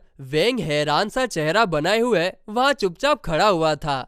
ये क्या हो रहा है भाई? जिसके बाद सारे कपल्स गाला फेस्टिवल के एंड में जलते हुए लालटेन्स आसमान में रिलीज करते हैं। वहीं दूर से ये सब एक मॉन्स्टर पेड़ पर बैठकर देख रहा था और अब वो टाइम आ गया है जब लोटस पुल में से वही रेड कलर वाली छड़ी बाहर निकलने वाली है जिसे वेंग ने कुछ देर पहले ही उठाया था। लेकिन जैसे ही पुल का गेट ओपन होता है तो सब लोगों की आंखें फटी की फटी रह जाती है क्योंकि छड़ी वहाँ पर नहीं होती है और इसे देखकर दादाजी का पूरा शक वेंग के ऊपर जाता है क्योंकि प्रेजेंट में सिर्फ वही एक ऐसा है जो छड़ी को उठा पाया था। क्या लगता है दोस्तों, किसने चुराई है छड़ी? क्योंकि ये एपिसोड तो यहीं पर खत्म होता है। हेलो दोस्तों, आप सभी का स्वागत है एनीमे की इस दुनिया में। तो इस एपिसोड की स्टार्टिंग योशिको को दिखाने से होती है। उसे इतनी ज्यादा नींद आ रही थी कि 2-3 बार अलार्म बजने के बाद ही वो उठती है। तो वहीं बैकग्राउंड में चल रहे न्यूज से हमें पता चलता है कि आज गाला फेस्टिवल का दिन है जहां पैराडाइज नाम की जगह पर सुन फैमिली सभी को अपनी एंशिएंट रेड छड़ी दिखाने वाली है, जिसे सुनकर हम लोग समझ जाते हैं कि यहाँ पर उसी गाला फेस्टिवल के बारे में बात चल रही है जिसे पिछले एपिसोड में हमें दिखाया गया था। तभी बालकनी में एक कौवा आकर बैठता है और योशिको उसे डैड कहकर पुकारती है। आगे योशिको के डैड उसे बताते हैं कि आज गाला फेस्टिवल है जहाँ पर सुन फैमिली अपनी प्राचीन रेड छड़ी सभी को दिखाने वाली है और तुम्हें उस छड़ी को चुराना है। साथ ही में वो उसे धमकी भी देते हैं कि इस बार अगर तुम फेल हुई तो तुम्हें उसकी पनिशमेंट दी जाएगी, जिस पर योशिको कहती है कि वो इस बार फेल नहीं होगी। इसके बाद योशिको घर के अंदर आकर फेस्टिवल में पहनने के लिए ड्रेस चॉइस करती है। तभी सीन कट होता है और हमें गाला फेस्टिवल का सीन दिखाया जाता है। वहाँ पर काफी ज्यादा भीड़ लगी हुई थी। योशिको प्लान बनाती है कि वो इस भीड़ के साथ अंदर चली जाएगी और कोई उसे पहचान तक नहीं पाएगा, लेकिन तभी उसे एक गार्ड रोक लेता है और कहता है कि अगर आपको फेस्टिवल में दाखिल होना है तो आपको किसी पार्टनर के साथ यहाँ पर आना होगा। सिंगल लोगों को फेस्टिवल में एंट्री नहीं दी जाती। जिसे सुनकर योशिको को अपने सिंगल होने पर काफी ज्यादा बुरा लगता है, लेकिन तभी गार्ड उसे लीन, गुवो और शेन को दिखाते हुए कहता है कि वैसे आप इन तीनों में से किसी को भी अपना पार्टनर बनाकर अंदर जा सकती हो। जिसके बाद योशिको लीन को अपना पार्टनर के रूप में चुनती है क्योंकि उसके हिसाब से लीन काफी ज्यादा शरीफ किस्म की लड़की है और इसके चलते कोई भी उस पर शक नहीं करेगा। आगे हम देखते हैं कि योशिको लीन की काफी बढ़ चढ़कर तारीफ करती है ताकि लीन उसको पार्टनर बनाने के लिए मना ना कर पाए और ऐसा ही होता है। लीन उसके साथ अंदर जाने के लिए मान जाती है, मगर वो कहती है कि वो यहाँ पर सून के बॉडीगार्ड का वेट कर रही है, जिस पर योशिको भी कह देती है कि उसे भी सून के बॉडीगार्ड ने यहाँ पर बुलाया था। जस्ट देन सून के बॉडीगार्ड की एंट्री होती है। वो पहले तो योशिको को नहीं पहचानते, मगर जब योशिको बताती है कि वो लीन की क्लासमेट है तो उसे सुनकर बॉडीगार्ड उसे पहचान जाता है और कहता है कि अच्छा हुआ तुम भी लीन के साथ आ गई, आज काफी बिजी नाइट होने वाली है तो हमें और हाथों की जरूरत है। जिसे सुनकर योशिको को समझ नहीं आता कि सून के बॉडीगार्ड ने ऐसा क्यों कहा कि उन्हें और हाथों की जरूरत है। तभी सीन कट होता है और हमें पैराडाइज के स्पेशल रेस्टोरेंट का सीन दिखाया जाता है। वहाँ पर उनके काम करने के तरीके और बातों से हमें पता चलता है कि उनके पास ढेर सारे ऑर्डर्स आए हैं और यहीं पर योशिको को भी पता चलता है कि उसे भी लीन के साथ यहीं पर काम करना है और इसीलिए उसे काफी ज्यादा बुरा लगता है कि उसने आखिर लीन को क्यों चुना। इसके बाद रेस्टोरेंट का मैनेजर आकर उन दोनों को उनका काम समझाता है और वो योशिको को बर्तन मांजने का काम देता है, जिसे सुनकर योशिको के तो तोते उड़ जाते हैं। उड़ेंगे भी सही, महारानी को बर्तन जो मांजने पड़ रहे हैं। वहीं थोड़ी देर बाद हम देखते हैं कि लीन ने तो अपना सारा काम खत्म भी कर लिया था, लेकिन योशिको से तो अभी तक काम स्टार्ट भी नहीं हुआ होता है, जिसे देखकर मैनेजर योशिको को जल्दी जल्दी काम करने के लिए कहता है। जिसे सुनकर योशिको मन ही मन सोचती है कि कामुया फैमिली की प्रिंसेस होकर भी मुझे सुन फैमिली के लिए बर्तन मांजने का काम करना पड़ रहा है। आगे योशिको काम करने में इतनी ज्यादा मगन हो जाती है कि वो तो भूल ही चुकी थी कि वो तो यहाँ पर सुन फैमिली की एंशिएंट और रेड छड़ी चुराने के लिए आई थी। इसीलिए वो तुरंत लीन से कहती है कि उसे हमेशा से सुन फैमिली के मेन हॉल में जाने की इच्छा हो रही है, तो क्या तुम मुझे वहाँ पर लेकर चलोगी? जिस पर लीन कहती है कि मेन हॉल में नॉर्मल लोगों के जाने की परमिशन नहीं है। तभी वहाँ मैनेजर आ जाता है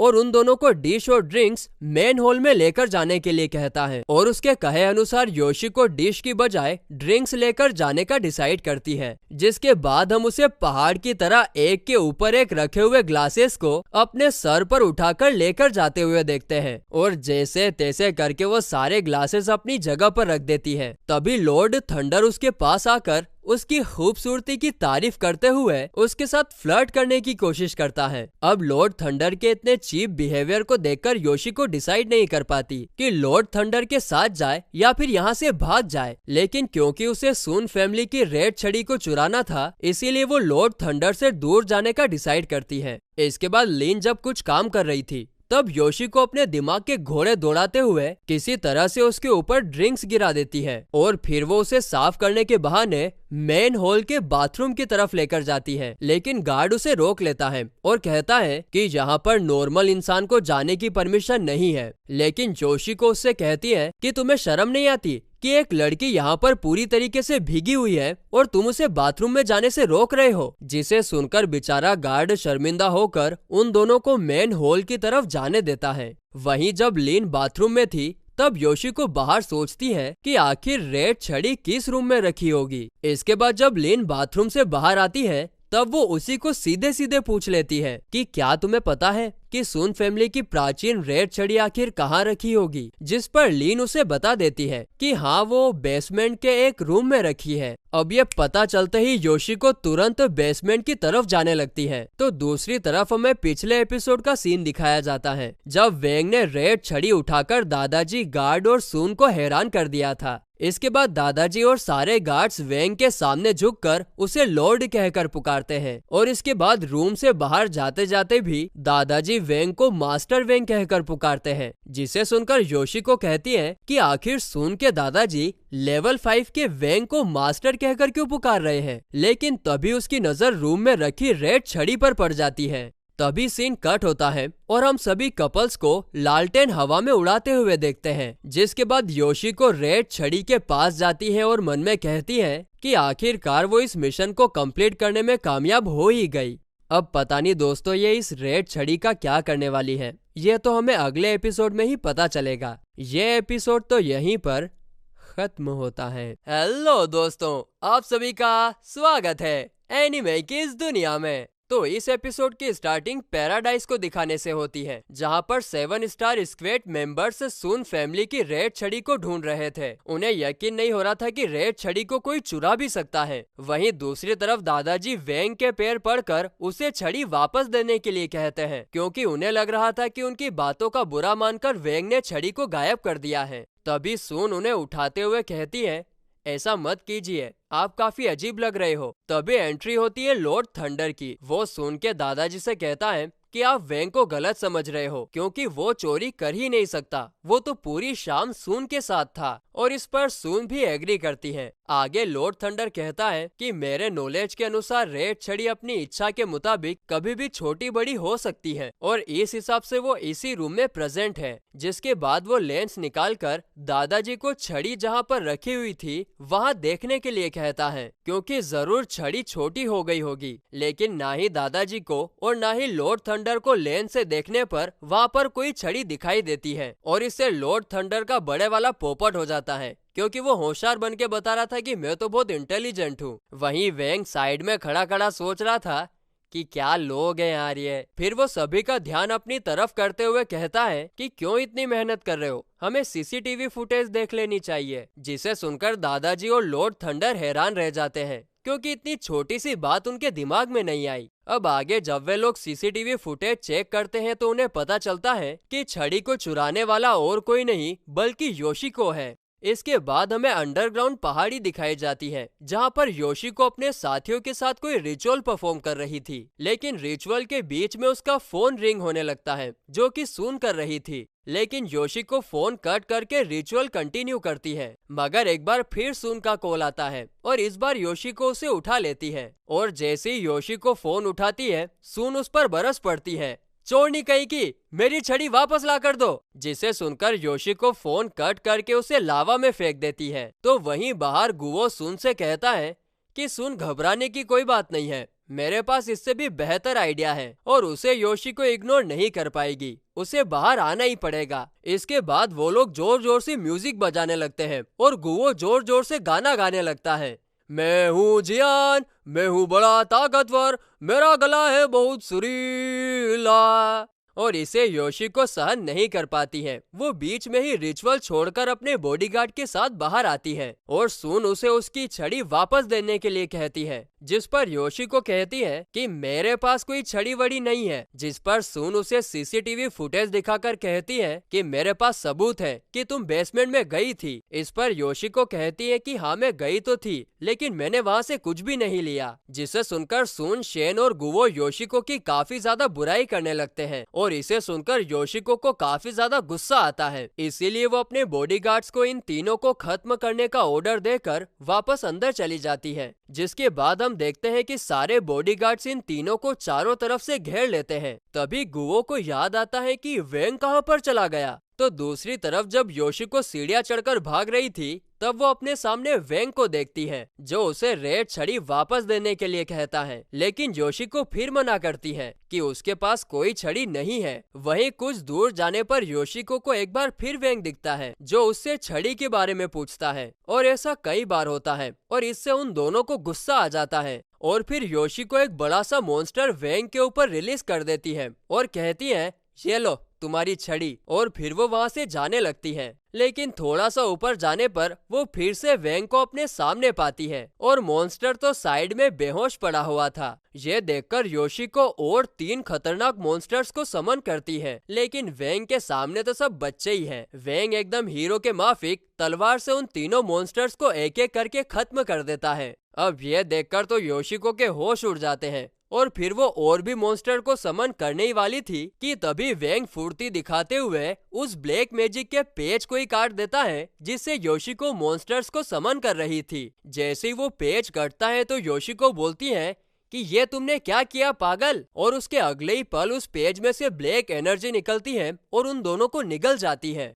और फिर अगले सीन में हम उन दोनों को ऐसी जगह पर देखते हैं जहां पर चारों तरफ हड्डियां ही हड्डियां गिरी हुई थी। वेंग योशिको से पूछता है कि ये कौन सी जगह है, जिसका योशिको जवाब देने ही वाली थी कि तभी वेंग के सामने एक काफी बड़ा और विशाल मॉन्स्टर आ खड़ा होता है। वो बड़ा सा मॉन्स्टर वेंग पर अटैक कर देता है, मगर सही टाइम पर जू बीच में आकर अपनी फाइटिंग स्किल्स की मदद से मॉन्स्टर को मार गिराता है, जिसे देखकर वेंग और योशिको दोनों हैरान रह जाते हैं कि जू तो खतरनाक फाइटर बन चुका है भैया। योशिको बोलती है कि तुम अभी तक जिंदा कैसे हो, जिस पर जू वेंग को अपनी पूरी कहानी बताता है कि जब आपने मुझे ओवरसीज जाकर प्रैक्टिस करने और एग्जोर्सिस्ट टीम के बैकग्राउंड के बारे में पता लगाने के लिए कहा था, तो सर्च करते हुए मैं सुनलैंड आ पहुंचा। सुनलैंड में आकर मुझे पता चला कि एग्जोर्सिस्ट टीम पूरी दुनिया से डेमंस को लाकर कुमायू वोल्केनो में डाल रही है, जहां से कोई भी वापस नहीं आया। अब इस बात का पता लगाने के लिए मैं कुमायू एरिया में गया, लेकिन वहां योशिको ने मुझे भी उसी वोल्केनो में डाल दिया। फिर यहां अंदर आकर मैंने देखा कि सब डेमंस को इस हद तक भूखा रखा जा रहा है कि वो एक दूसरे को ही मारने लग जाए और आखिरी में जो बचेगा उसको डेमन किंग बना दिया जाएगा।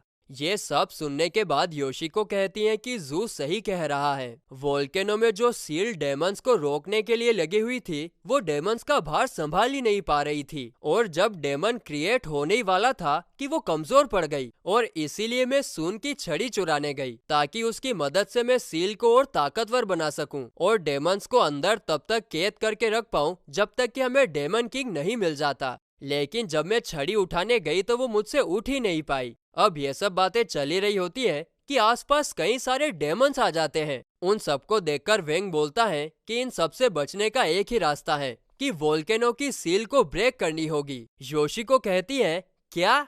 ऐसा बिल्कुल मत करना, वरना पूरा सुनलैंड बर्बाद हो जाएगा। लेकिन तभी अचानक वोल्केनो की सील को ब्रेक करते हुए सुन की छड़ी अंदर आती है और ये देखकर सब शॉक हो जाते हैं, और फिर जो वोल्केनो दबा हुआ था वो एकदम से फट जाता है। सब तरफ तबाही मच जाती है, आग के गोले बाहर आ जाते हैं, कई सारे डेमंस भी बाहर आ जाते हैं और इंसानों को मारने लगते हैं। और आगे हमें पता चलता है कि ये छड़ी किसी और ने नहीं बल्कि फ्रोगी ने चुराई है। OMG। उसके बाद हमें पहले का सीन दिखाया जाता है। जू एक डेमन को ढूंढ रहा था जो कि डस्टबिन के पीछे छुपा हुआ था। जू उसको पकड़ने वाला था कि तभी सामने से फ्रोगी आता है जो वेंग और उसके दोस्तों के लिए ड्रिंक्स लेने के लिए बाजार गया था। आगे जू से एक कपड़ा सुंघाकर डेमंस की लोकेशन के बारे में पता लगाने को कहता है, जिस पर फ्रोगी उसे गलत डायरेक्शन बता देता है क्योंकि उसने पहले ही डेमन को छुपते हुए देख लिया था। फ्रोगी डेमन को क्यों बचा रहा है? इसके बाद जब फ्रोगी वहां से जा रहा था तभी डेमन उसे आवाज लगाकर कहता है कि इतनी ज्यादा पावर किसी के पास नहीं हो सकती जो आपके पास है, आप ही हमारे डेमन किंग हो। आगे वो ये भी कहता है कि डेमन्स के सर्वाइवल के लिए आपको सामने आना ही होगा वरना हम लोग मारे जाएंगे। लेकिन फ्रोगी उसे कहता है कि मैं कोई डेमन किंग नहीं हूँ और इसके बाद वो वहां से जाने लगता है। आगे वो हम ऑडियंस को बताता है कि मैंने एक लंबा टाइम ह्यूमंस के साथ बिताया है और मैं ह्यूमंस में घुल मिल गया हूँ, इसीलिए अब मुझे डेमंस के बारे में सोचने की जरूरत नहीं पड़ती और मुझे सिर्फ अपनी फैमिली के अलावा और किसी डेमन के बारे में कुछ भी याद नहीं है।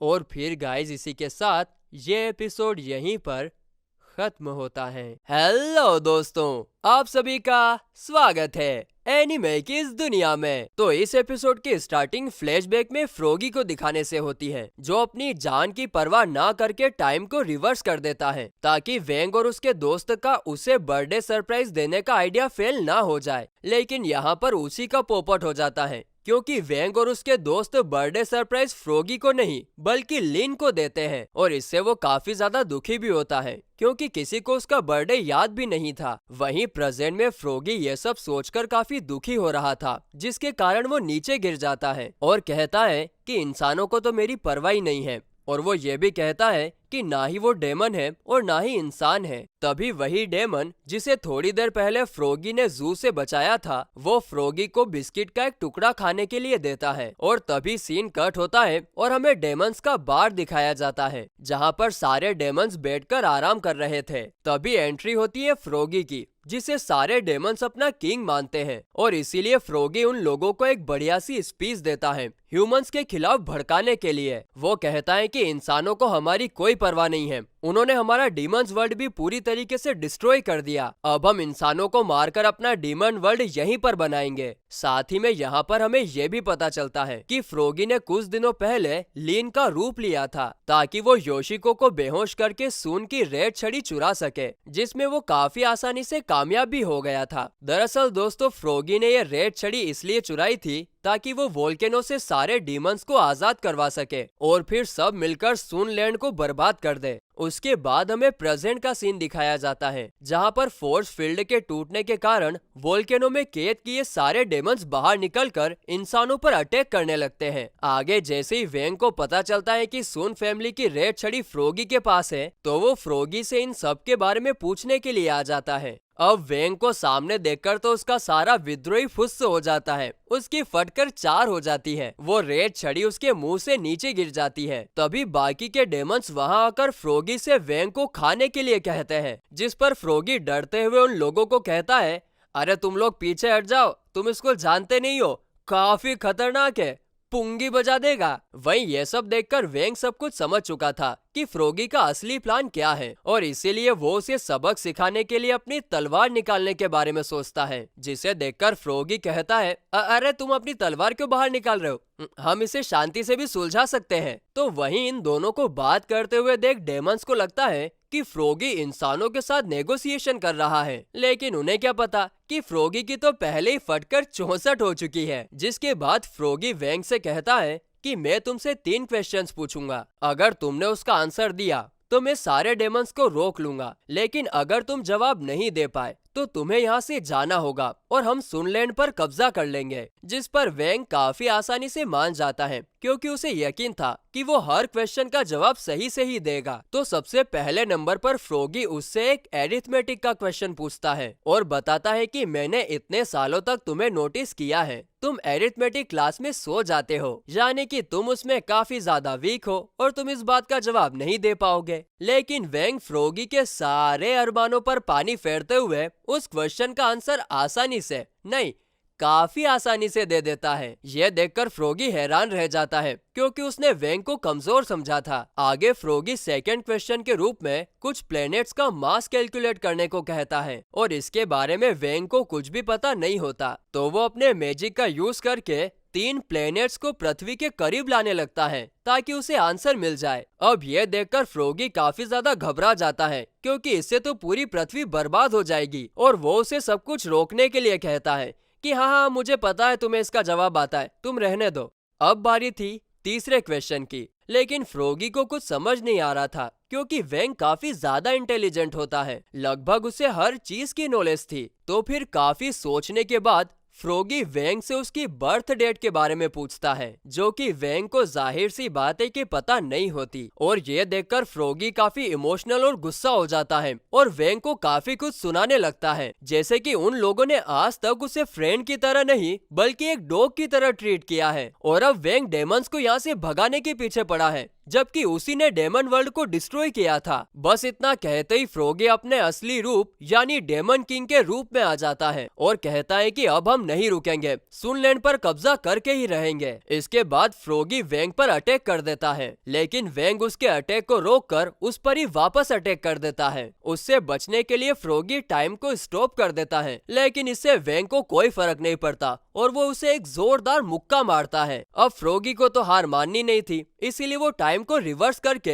एक बार फिर वेंग पर अटैक करता है, और फिर ऐसा वो कई बार करता है, लेकिन हर बार वो वेंग के सामने टिक नहीं पाता। और जब अगली बार वेंग अपनी पूरी पावर से फ्रॉगी पर अटैक करने वाला था कि तभी फ्रॉगी वेंग को टाइम रिवर्स का यूज करके उसे एक बच्चा बना देता है, क्योंकि उसे लग रहा था कि वेंग को प्रेजेंट में नहीं हरा सकता तो क्या हुआ, वेंग जब बच्चा था तब तो वो उसे हरा ही सकता है। लेकिन बेचारे की फूटी किस्मत, उसका ये अंदाजा भी गलत निकलता है, क्योंकि वेंग छोटे रूप में होने के बावजूद फ्रॉगी की तरफ एक पत्थर फेंक कर मारता है, जिससे फ्रॉगी काफी दूर जाकर गिरता है, और फिर वेंग फ्रॉगी के ऊपर बैठकर जोर जोर से उसे मुक्के मारने लगता है, जिसके कारण हम देखते हैं कि आसपास की धरती तक हिलने लगती है। और ये देखकर फ्रॉगी को यकीन ही नहीं होता कि इतनी छोटी सी उम्र में भी वेंग के पास इतनी पावर कैसे है। अब इसके कारण उसे एहसास हो जाता है कि वो टाइम पावर का यूज करके वेंग को नहीं हरा सकता, और इसके कारण वो वेंग को समय के अंत में कैद करने का डिसाइड करता है, और इसीलिए वो वेंग को अपने मुंह में समा लेता है। और फिर अगले सीन में हम वेंग को उसके घर पर उठते हुए देखते हैं। उसे बाहर से किसी के रोने की आवाज आ रही थी, और जब वो बाहर जाकर चेक करता है तो वो शख्स और कोई नहीं बल्कि फ्रॉगी था, जो उदास होकर रो रहा था। वो वेंग से पूछता है कि आखिरकार मैं कौन हूँ, एक इंसान या फिर डीमन, जिस पर वेंग उसे गले लगाकर सहलाने लगता है। और यह देखकर फ्रॉगी खुशी के मारे जोर जोर से रोता है, जिसके बाद प्रेजेंट में ओल्ड फ्रॉगी वेंग से माफी मांगकर पीछे हट जाता है। लेकिन उसकी 2 कंडीशंस थी। पहले कि उसके साथ जितने भी डीमंस थे वो लोग इनोसेंट थे और वो लोग सिर्फ अपने रहने के लिए जगह ढूंढ रहे थे, जिसे सुनकर वेंग एक पूरा न्यू यूनिवर्स ही तैयार कर देता है डीमंस के रहने के लिए। ये देखकर फ्रॉगी सोचता है कि अगर इतना आसानी था तो वो सिर्फ वेंग से बात करके भी एक न्यू वर्ल्ड तैयार करवा सकता था। उसके बाद वेंग के पूछने पर फ्रॉगी दूसरी कंडीशन बताता है कि वो हमेशा वेंग के साथ उसका डॉग बनकर रहना चाहता है, जिस पर वेंग मान जाता है। तभी सीन शिफ्ट होता है और सारे डीमंस वेंग के बनाए हुए न्यू यूनिवर्स में चले जाते हैं। इसके बाद सून वेंग से मिलती है, जहां पर वेंग उसे उसकी फैमिली की प्राचीन रेड छड़ी देता है, जिसे देखकर सून काफी ज्यादा खुश होती है। और फिर गाइस, इसी रोमांटिक एंडिंग के साथ daily life of immortal king का सीजन 3 खत्म होता है। चलिए मिलते हैं एक न्यू सीरीज एक्सप्लेनेशन के साथ, तब तक के लिए बाय।